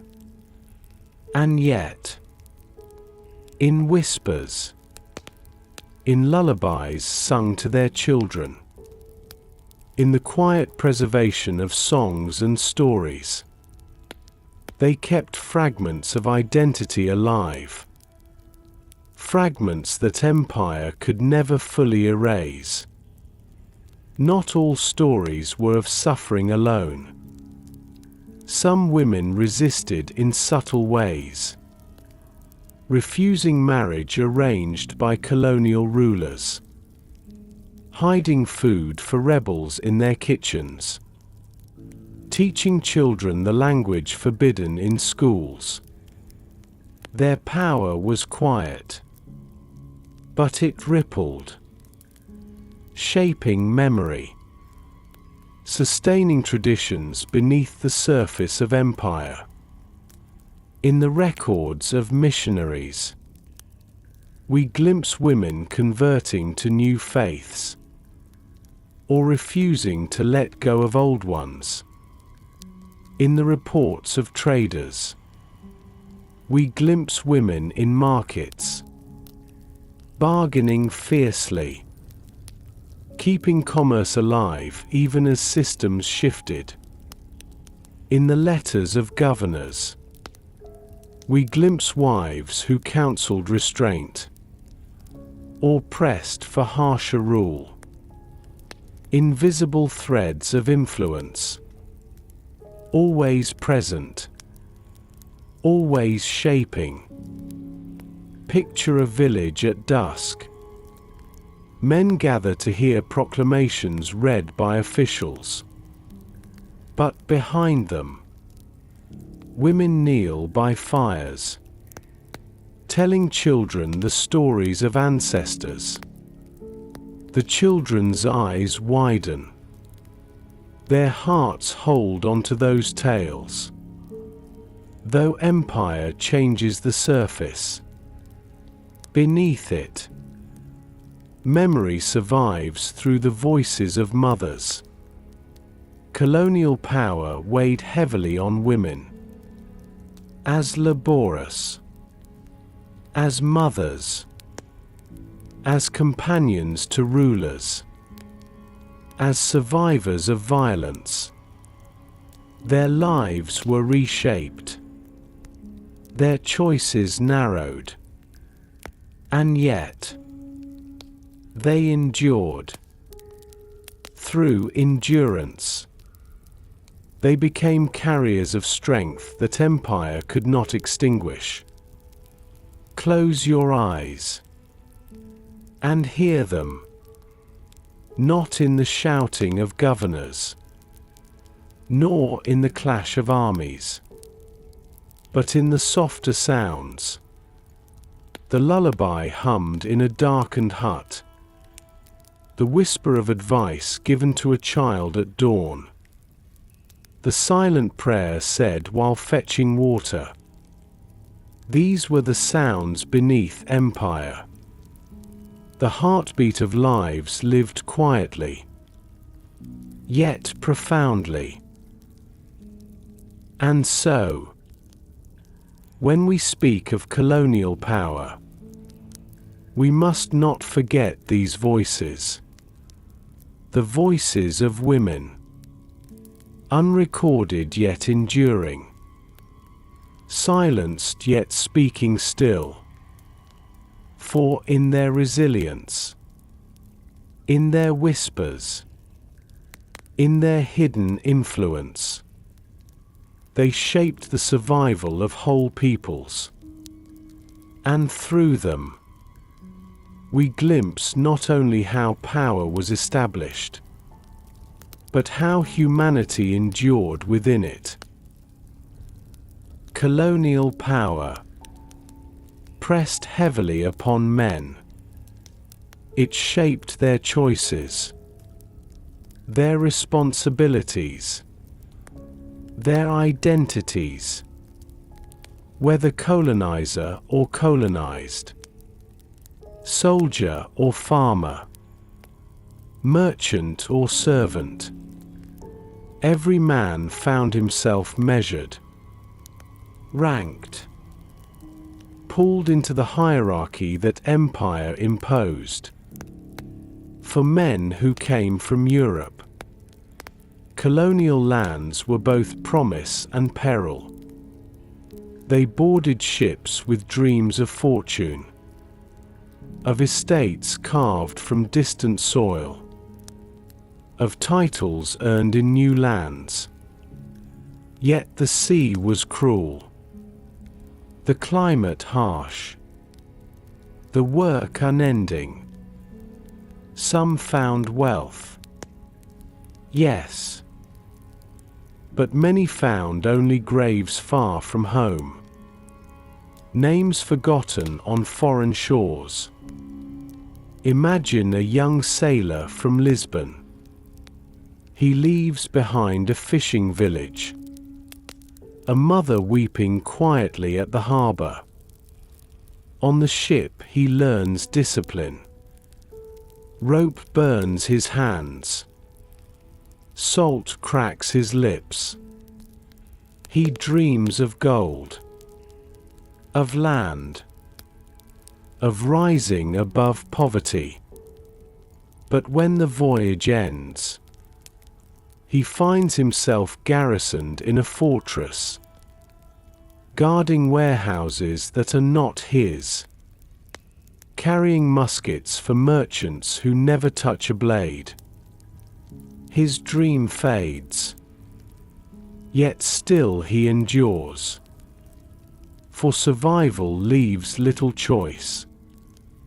Now picture a governor's son, sent across oceans with a royal commission. He arrives in Calcutta, or Batavia, or Manila, wearing fine clothes, his head full of ambition. He steps into halls where decisions carry the weight of thousands of lives. To him, colonial power is not suffering, but responsibility. And yet even he feels its pressure. The crown demands profit. The merchants demand protection. The soldiers demand pay. And when rebellion rises, he must answer with blood, or lose his position. He is caught, a ruler bound by expectations he did not create. For men of the land, the story is different, yet no less heavy. Farmers who once worked fields for their families, now pressed into labor for plantations. Every sunrise brings the same burden. Cut cane, carry loads, sow cotton. Their backs bend under foreign demands. Their sons learn that the harvest is not theirs to keep, but theirs to surrender. Think of a miner in Potosi, his face streaked with dust, his lungs filled with poison from the silver mines. Day after day he descends into the earth, torch in hand. He knows the silver will never be his, yet he cannot refuse. His children wait for him at night, but too often he returns broken, coughing, spent, his life consumed in service of a wealth that will sail far away. And then there were the warriors, Men who took up muskets not for their kings, but for foreign companies. In India they called them sepoys. In Africa they were local levies under European officers.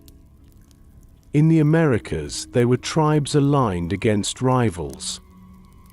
For some, it was a path of survival.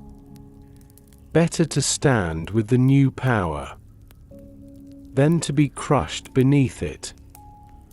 For others, it was a chance to rise, to earn rank, to protect their families. But always, their loyalty was tested. And when they faltered, punishment was swift. Rebellion crushed without mercy. Not all men bowed willingly. There were rebels, chiefs who refused treaties, warriors who fought until the last arrow, the last bullet. They became legends, remembered in whispers, in songs sung by firesides when soldiers were far away. But even their defiance was used as justification. For each rebellion gave reason for harsher laws, stricter rule, more chains tightening around the land. In the towns and ports, men became traders, middlemen between colonizers and their own people. Some grew wealthy, their names respected in both worlds. Yet wealth bound them to empire. For to keep it, they had to comply, to serve foreign interests. They were envied, mistrusted, caught between loyalty to kin and loyalty to coin. For colonized men, colonialism was also an assault on pride. They had been chiefs, elders, rulers of their own people. Now they found themselves ordered by foreign voices, judged in foreign courts, taxed by foreign laws. Their manhood measured not by their traditions, but by standards imported across seas. Some resisted quietly, preserving dignity through stories, through rituals kept alive in secret. Others broke under the weight, their spirits crushed as thoroughly as their livelihoods. Yet still, men endured. They carved paths through jungles, built roads under burning suns, carried stones to raise fortresses whose walls excluded them. And though history often records their names as silent, their labor was the pulse that kept empire alive. Close your eyes and imagine a street in a colonial town at dawn. Men line up for labor, carrying tools over their shoulders. A clerk with a ledger ticks their names, his pen scratching their fate into silence. Nearby, soldiers march in step, their muskets gleaming. Above, an officer on horseback surveys them all. And in that single street, the entire weight of colonial masculinity is visible. Obedience demanded, survival pursued, power displayed. Colonial power shaped men not only by role, but by rivalry. It set colonizer against colonized, rich against poor, ruler against rebel. Even among the oppressed, divisions formed, as some chose to serve empire while others chose to resist. This too was power. The ability to fracture communities by exploiting men's ambitions, their fears, their need to protect their families. But beneath the uniforms, beneath the dust of mines and the sweat of fields, men remained human. They laughed together at night. They whispered stories of hope. They dreamed of freedom for their children. Even when empire pressed them low, their spirits flickered, sometimes faint, sometimes bright, but never wholly extinguished.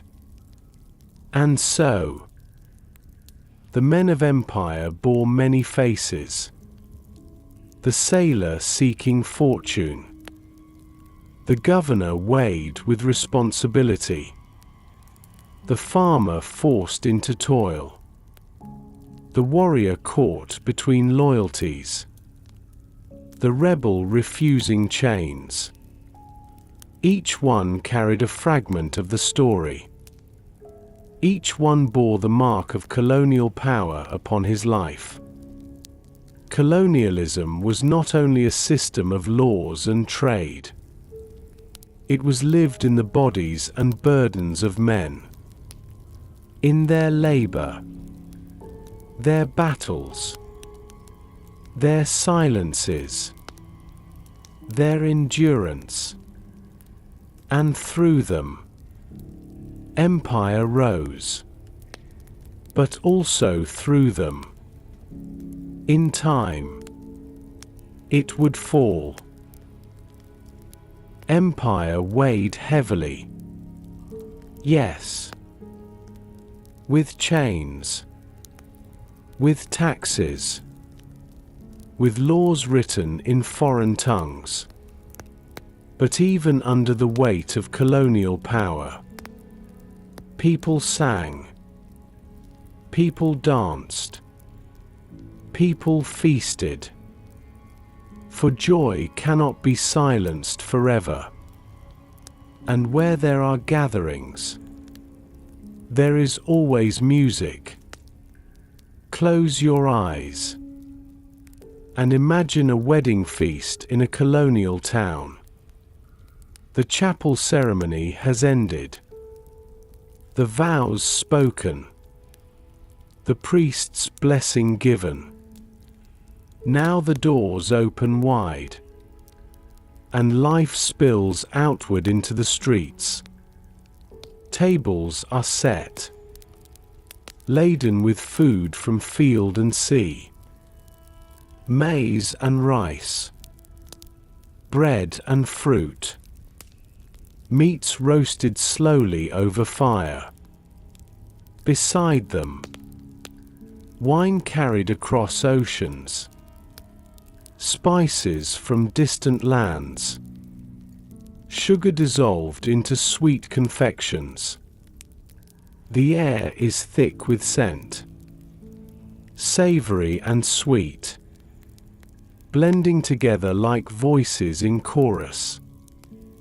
And soon, the music begins. A drumbeat steady and low, joined by strings plucked in bright tones. Flutes weave above. Voices rise in laughter. Feet stamp against the earth in rhythm. The dance begins. Circles forming. Hands joined. Skirts swirling. Children chase one another between the dancers. Elders clap to the rhythm. And for a moment, the world is only celebration. In the Caribbean, enslaved peoples brought to toil in fields, found in music a breath of freedom. After days of labor beneath the sun, nights were filled with drums, songs carried from memories of homelands across the ocean.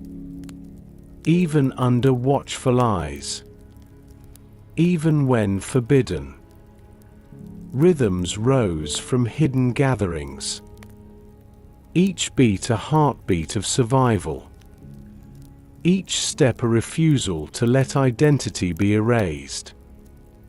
From these nights grew traditions that endure still. Songs of sorrow turned to joy, dances that carried history within their motion. In Africa's coastal forts, where commerce mixed with faith and force, feasts marked alliances. Chiefs dined with traders, exchanging gifts between mouthfuls of roasted meat and honeyed wine. Drums rolled long into the night. Dancers leapt in spirals of energy, their shadows flickering by firelight upon fortress walls. For a moment, the fortress itself seemed less a prison, more a hall of shared festivity. Though by dawn, its cannons and chains remained. In India, music-filled courtyards where merchants and officials gathered. Local musicians played sitars and tablas, voices carrying ragas that stretched like endless rivers of sound. European instruments joined in, violins weaving unfamiliar tones into ancient patterns. The feast was as much performance as meal. Colors bright, spices burning the tongue, silk garments shimmering like flame. It was diplomacy in song, celebration as negotiation. Feasts were not only for colonizers, they were for the people of the land as well. Harvest festivals continued, though reshaped by new rulers.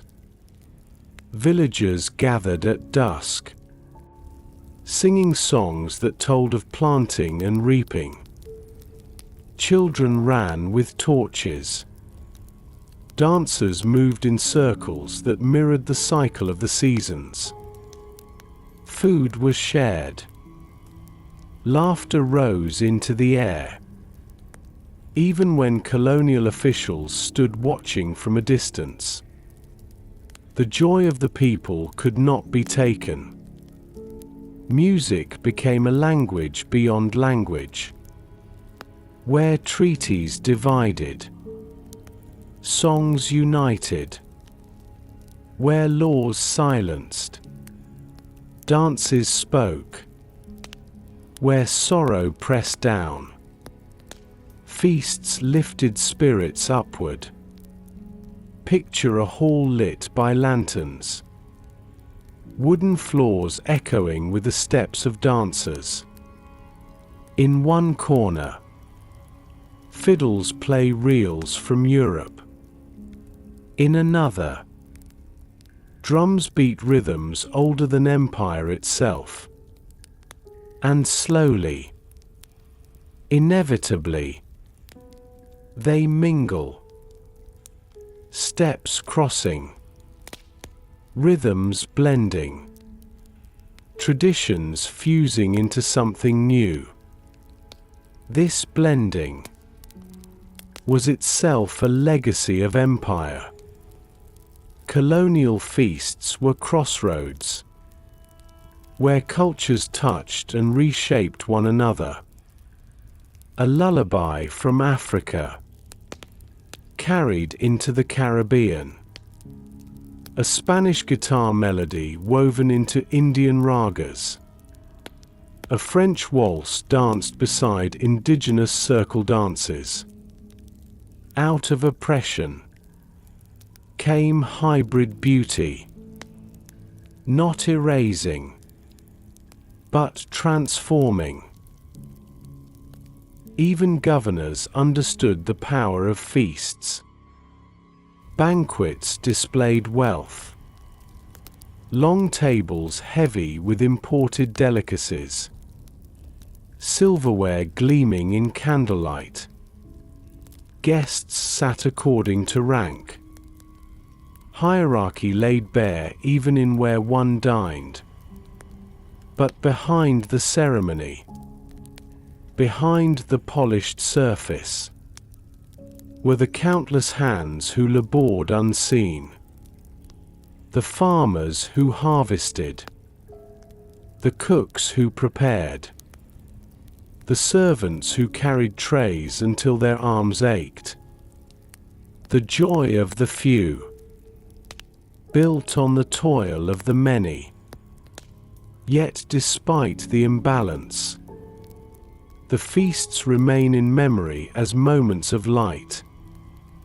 Moments where music drowned out the clang of chains. Where voices rose louder than orders shouted by overseers. Where dances carried the body beyond exhaustion. Where food, though scarce, was shared in abundance of spirit. Close your eyes and hear it. The low thrum of drums, the bright call of flutes, the laughter of children, the rhythm of feet upon the ground. See it. Torches flickering, skirts twirling, hands raised in joy against the night sky. Taste it. Roasted grain, sugared fruit, spiced meats, sweet wine warming the chest. Feel it. The press of bodies moving together in rhythm. The heat of fire against the skin. The cool night breeze carrying song outward into darkness. These were the moments when empire loosened its grip. When life rose above law and ledger. When people claimed joy as resistance. And though the morning would bring return to labor, return to rule, the songs lingered. The dances lived on. The memory of feasts reminded all that humanity endured. This was the power of music, of celebration, of shared food. It could not topple empire, but it could sustain the soul. And in its rhythms, its laughter, its firelit nights, it left a legacy far deeper than empire ever intended. Empire weighed heavily. Yes. With chains. With taxes. With laws written in foreign tongues. But even under the weight of colonial power, people sang. People danced. People feasted. For joy cannot be silenced forever. And where there are gatherings, there is always music. Close your eyes and imagine a wedding feast in a colonial town. The chapel ceremony has ended. The vows spoken. The priest's blessing given. Now the doors open wide. and life spills outward into the streets. Tables are set, laden with food from field and sea. Maize and rice, bread and fruit, meats roasted slowly over fire. Beside them, wine carried across oceans, spices from distant lands, sugar dissolved into sweet confections. The air is thick with scent, savory and sweet, blending together like voices in chorus. And soon, the music begins. A drumbeat steady and low, joined by strings plucked in bright tones. Flutes weave above, voices rise in laughter. Feet stamp against the earth in rhythm. The dance begins. Circles forming, hands joined, skirts swirling. Children chase one another between the dancers. Elders clap to the rhythm. And for a moment, the world is only celebration. In the Caribbean, enslaved peoples brought to toil in fields, found in music a breath of freedom. After days of labor beneath the sun, nights were filled with drums. Songs carried from memories of homelands across the ocean. Even under watchful eyes, even when forbidden, rhythms rose from hidden gatherings. Each beat a heartbeat of survival. Each step a refusal to let identity be erased. From these nights grew traditions that endure still. Songs of sorrow turned to joy.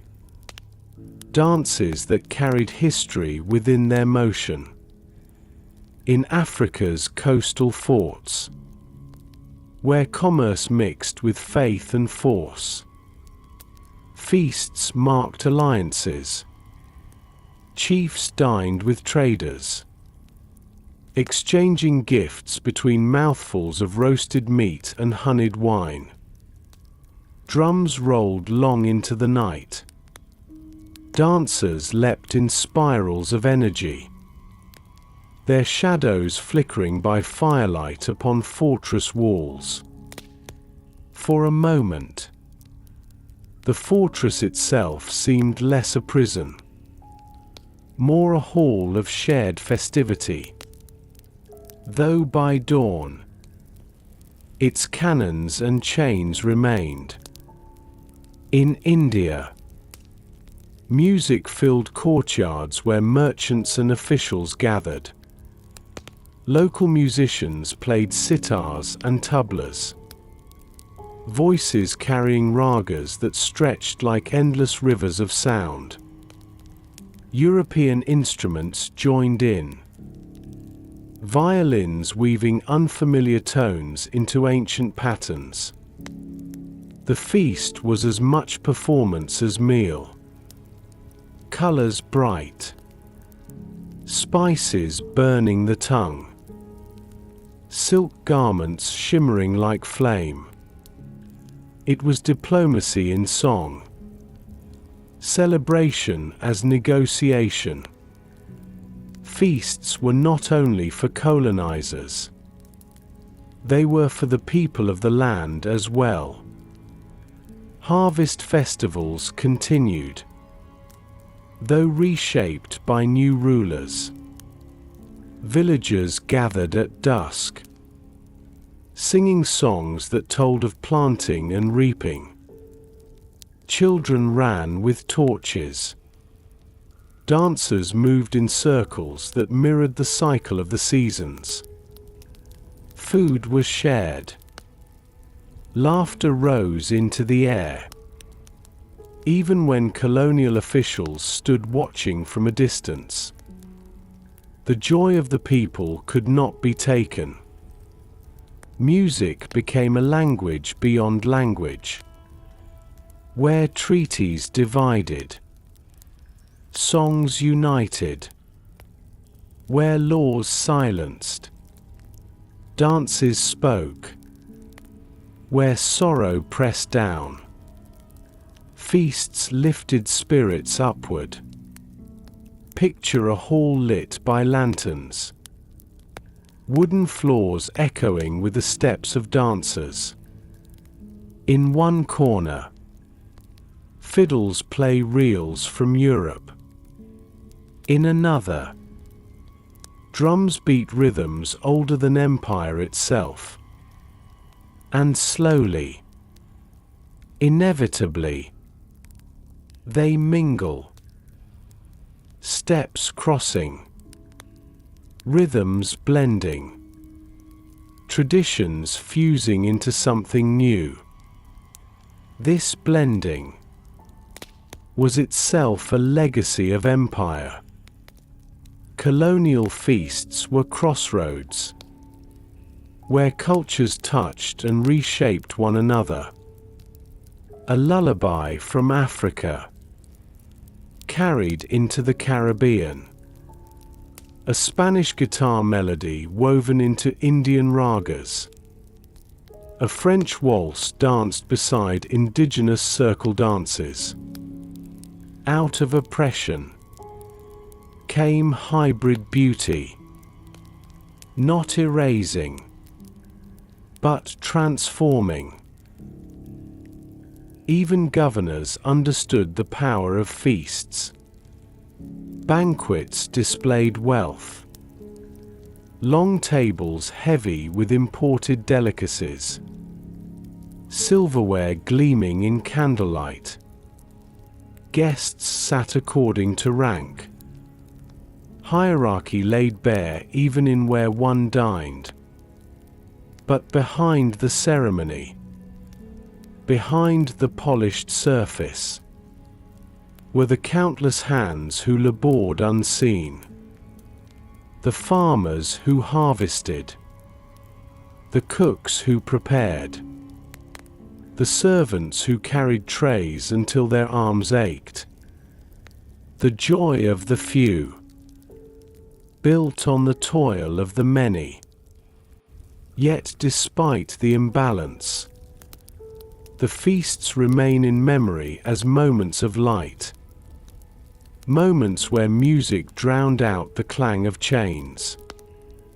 Where voices rose louder than orders shouted by overseers. Where dances carried the body beyond exhaustion.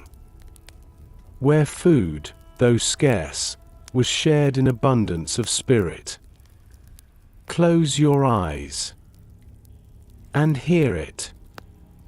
The low thrum of drums, the bright call of flutes, the laughter of children, the rhythm of feet upon the ground. See it. Torches flickering, skirts twirling, hands raised in joy against the night sky. Taste it. Roasted grain, sugared fruit, spiced meats, sweet wine warming the chest. Feel it. The press of bodies moving together in rhythm. The heat of fire against the skin. The cool night breeze carrying song outward into darkness. These were the moments when empire loosened its grip. When life rose above law and ledger. When people claimed joy as resistance.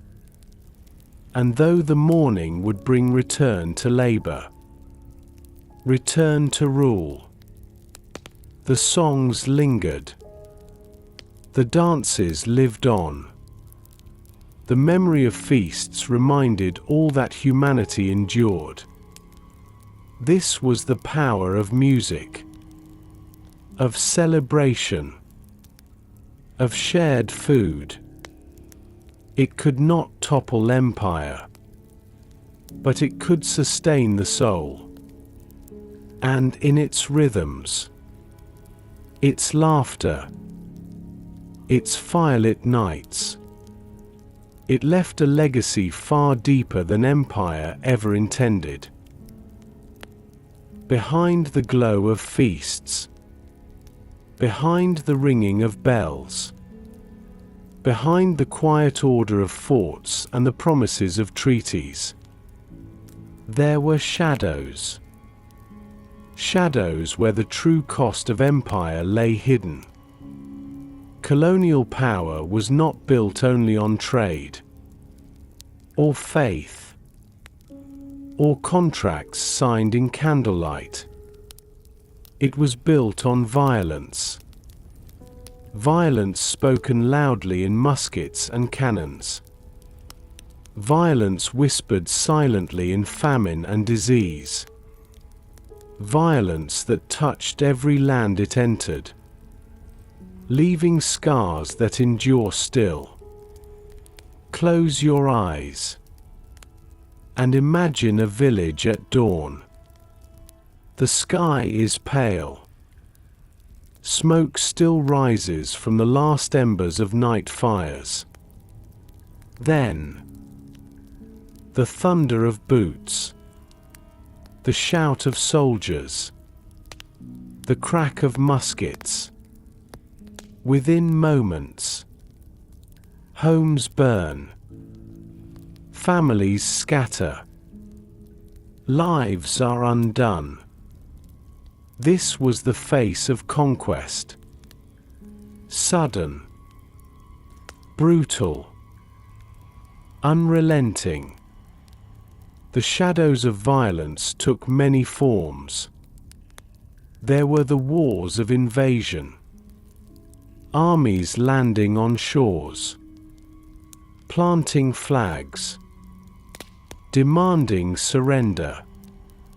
When rulers resisted, battles followed, often short, often uneven. For the guns of empire roared louder than spears. And though courage burned bright, courage alone could not withstand powder and steel. Cities fell, palaces looted, temples razed, fields trampled beneath hooves. There were the massacres, moments when fear or greed erupted into slaughter. Whole villages cut down as warnings. Rivers running red. Survivors scattered into forests, carrying stories of terror that would echo for generations. For empire spread not only by victory, but by the memory of what resistance would cost. There was the violence of enslavement. Men and women torn from their homes, chained together in marches to the coast. The sea itself became a graveyard. Ships heavy with lives lost in darkness below deck. Those who survived, carried across oceans, forced into fields and mines. Their bodies became property, their labor extracted without mercy, their families broken. This too was colonial power, written not in treaties, but in scars upon the skin. There was the violence of famine. Fields once planted with food for families, now forced into sugar, cotton, coffee. When drought came, or harvests failed, hunger spread quickly. Villages starved in sight of warehouses filled with goods bound for foreign markets. Mothers watched children weaken. Elders wasted away. And still the ships sailed. Their holds heavy. Their profits untouched. There was the violence of punishment. Whips cracked in plantations. Chains rattled in forts. Gallows rose in town squares.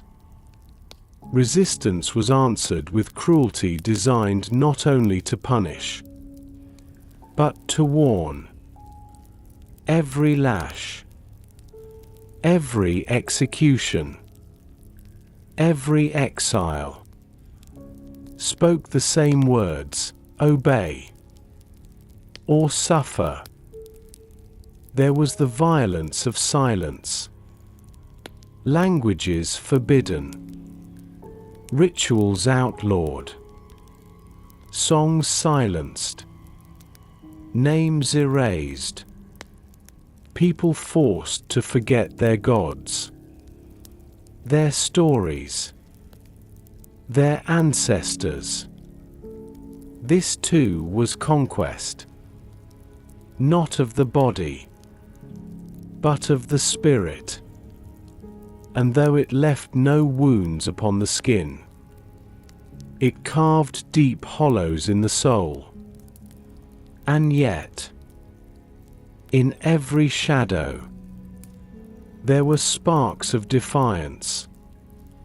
A slave who fled into the forests, building hidden communities that survived in secrecy. A village that refused taxes, even when soldiers marched in. A mother who whispered forbidden names to her child as she rocked them to sleep. Resistance lived quietly, even when crushed loudly. For violence could wound, could kill, could silence for a time, but it could not erase the will to endure. Picture a battlefield after conquest. Smoke drifts across fields. Bodies lie still. But in the distance, a few survivors watch from the hills. They grieve. They tremble. But they also remember. And in remembering, they carry forward the story of what was lost. And in carrying it forward, they plant the seed of what one day may rise again. The shadows of violence remind us that empire was never gentle, even when it spoke of civilization, even when it promised progress, even when it claimed salvation. Its roots were soaked in blood. Its branches spread through sorrow. Yet to speak of violence is not to end in despair. It is to honor those who endured it, to hear their silence, to acknowledge their suffering, to let their memory linger in the quiet of the night. So close your eyes and imagine their voices, some crying out, some whispering, some falling silent before the end.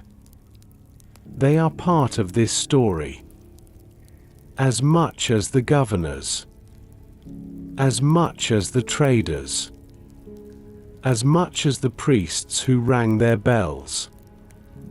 They are the foundation upon which the world was reshaped. And though their lives were stolen, their strength remains in memory. The shadows of violence are long, but even long shadows fade when light returns. And so, in this telling, we remember both the darkness and the sparks of light that endured within it. Colonial power did not vanish when the sails grew tattered, when the forts crumbled, when the crowns themselves fell. It lingered in borders, in languages, in economies, in memories, long after governors sailed home, long after companies closed their ledgers. The patterns they left behind endured. Close your eyes and imagine a map of the world today. Lines drawn across continents, some straight, some jagged, some cutting through rivers, through deserts, through villages that once shared kinship. Many of those lines were drawn in colonial halls, rulers carving lands they had never seen, dividing peoples they did not understand. And even now, nations live within those lines, borders that carry the shadow of decisions made centuries ago. Languages, too, remained as echoes of empire. Spanish and Portuguese spoken across the Americas, English echoing from India to the Caribbean, from Africa to islands scattered across oceans, French weaving through West Africa and the Pacific. These languages became tools of law, of schooling, of commerce, and even as local tongues survived, even as they whispered in homes and markets, colonial languages remained the tongues of power. Economies, too, were shaped and scarred. Plantations carved the soil into patterns that lingered long after empires retreated. Monocrops remained. Sugar in the Caribbean, coffee in South America, cotton in India, and with them came dependence. Fragile systems that swayed with global markets. The mines, too, left scars in mountains and rivers. Wealth taken long ago, yet poverty left behind. In politics, colonial systems often lingered. Courts modeled on foreign law. Parliaments housed in buildings once raised for empire. Police and armies trained in structures designed for control rather than service. The habits of rule remained, long after the rulers themselves were gone. And in memory, the legacy endures most deeply. Stories of loss carried from grandparents to grandchildren. Songs of sorrow turned to resistance. Monuments raised not only to rulers, but to those who resisted. The silence of suffering transformed into words of strength. Colonial power also left legacies of blending. New languages born of many. Creoles mixing words from Europe and Africa. New foods, born of crops carried across oceans. Maize in Africa, chili in India, potatoes in Europe, coffee and tea in morning cups everywhere. cultures reshaped, fused by force, yet enduring in beauty.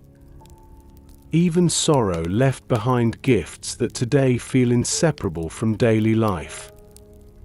And yet, with each gift, came memory of its price.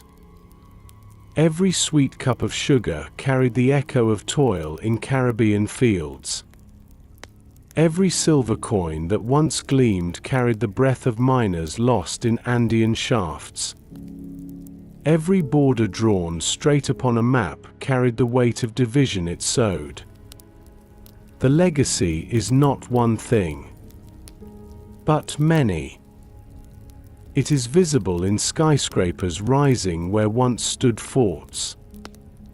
It is hidden in laws written in languages foreign to the soil. It is whispered in lullabies that still carry old words forbidden long ago. It is felt in struggles for identity, for belonging, for freedom still unfinished. Colonialism ended on paper, in treaties, in declarations, but in life, its patterns ripple outward still. Power established centuries ago continues to echo in trade deals, in conflicts, in migration. The past does not stay past. It lingers like a tide that recedes slowly, returning again and again to wash the shore. Close your eyes and imagine a child today. They speak two languages, one at home, one at school. They learn history from books written in a tongue not born of their ancestors. They walk streets whose names honor governors long forgotten. They live in a nation independent, yet still shaped by choices made before their birth. This, too, is legacy. Colonial power established itself in the 16th century, the 17th, the 18th, but its shadow stretches into the 21st. It is in the lines of the world map, in the trade that crosses oceans, in the songs that blend rhythms from continents far apart, in the struggles for equality, for identity, for recognition still unfolding today. And so, the story of colonialism is not finished. It continues in every decision shaped by its memory, in every community still healing from its wounds, in every voice rising to claim dignity once denied. The long legacy is not only sorrow, it is also survival. For though empire tried to erase, cultures endured. Though languages were silenced, they returned. Though power pressed down, humanity rose again. This too is legacy. And now, dear listener, we have walked together through a long night.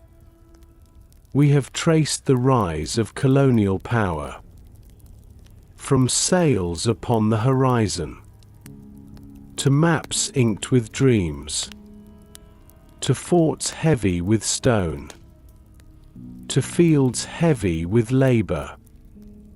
We have listened to voices of rulers, of priests, of merchants, of women and men who endured beneath empire's weight.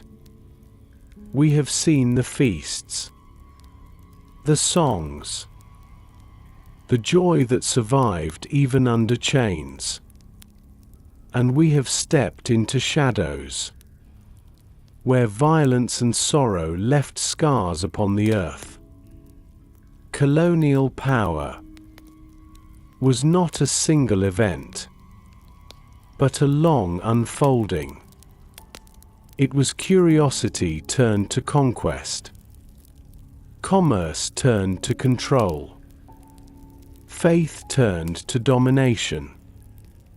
And though its rulers grew old, though its forts crumbled, its legacy remained. A legacy we still breathe, still speak, still carry in the world around us. Yet tonight, this history is not for judgment, not for debate, not for anger or despair. It is for remembering, for acknowledging softly in the quiet of the night, for letting the story become a lullaby, a slow rhythm that carries you into rest. Close your eyes, if they are not already closed. Feel the weight of your body, heavier now, settled fully into the place where you lie. Your shoulders loose, your breath deep, your heartbeat steady. The world outside is far away. There is only this moment, only this quiet, only this gentle company. Think of the sea, endless and dark. Upon it, sails drift slowly, lanterns glowing faintly in the night. Ships that once carried empire, now only drift like dreams, fading on the horizon. They are distant, unreal, already dissolving into memory. You watch them from the shore, safe, calm, until they vanish beyond the waves. Think of a candle, burning low in a quiet room. Its flame wavers, smaller now, softer. Each flicker is a memory, each glow a story told tonight. And as the wax melts, the light fades slowly, gently, leaving only warmth, only stillness. The past is heavy, yes, but tonight you do not need to carry it. Let it drift away like ships beyond the horizon. Let it fade like a candle's final glow. All that remains is peace. You have walked far through history tonight. You have listened deeply. Now, it is time to rest. Time to let the story dissolve into dream. Breathe in, slowly. Breathe out, even slower. Each breath carries you deeper. Each breath softens the edges of thought, until the words no longer need to be followed, until they become simply sound. A gentle current carrying you into sleep.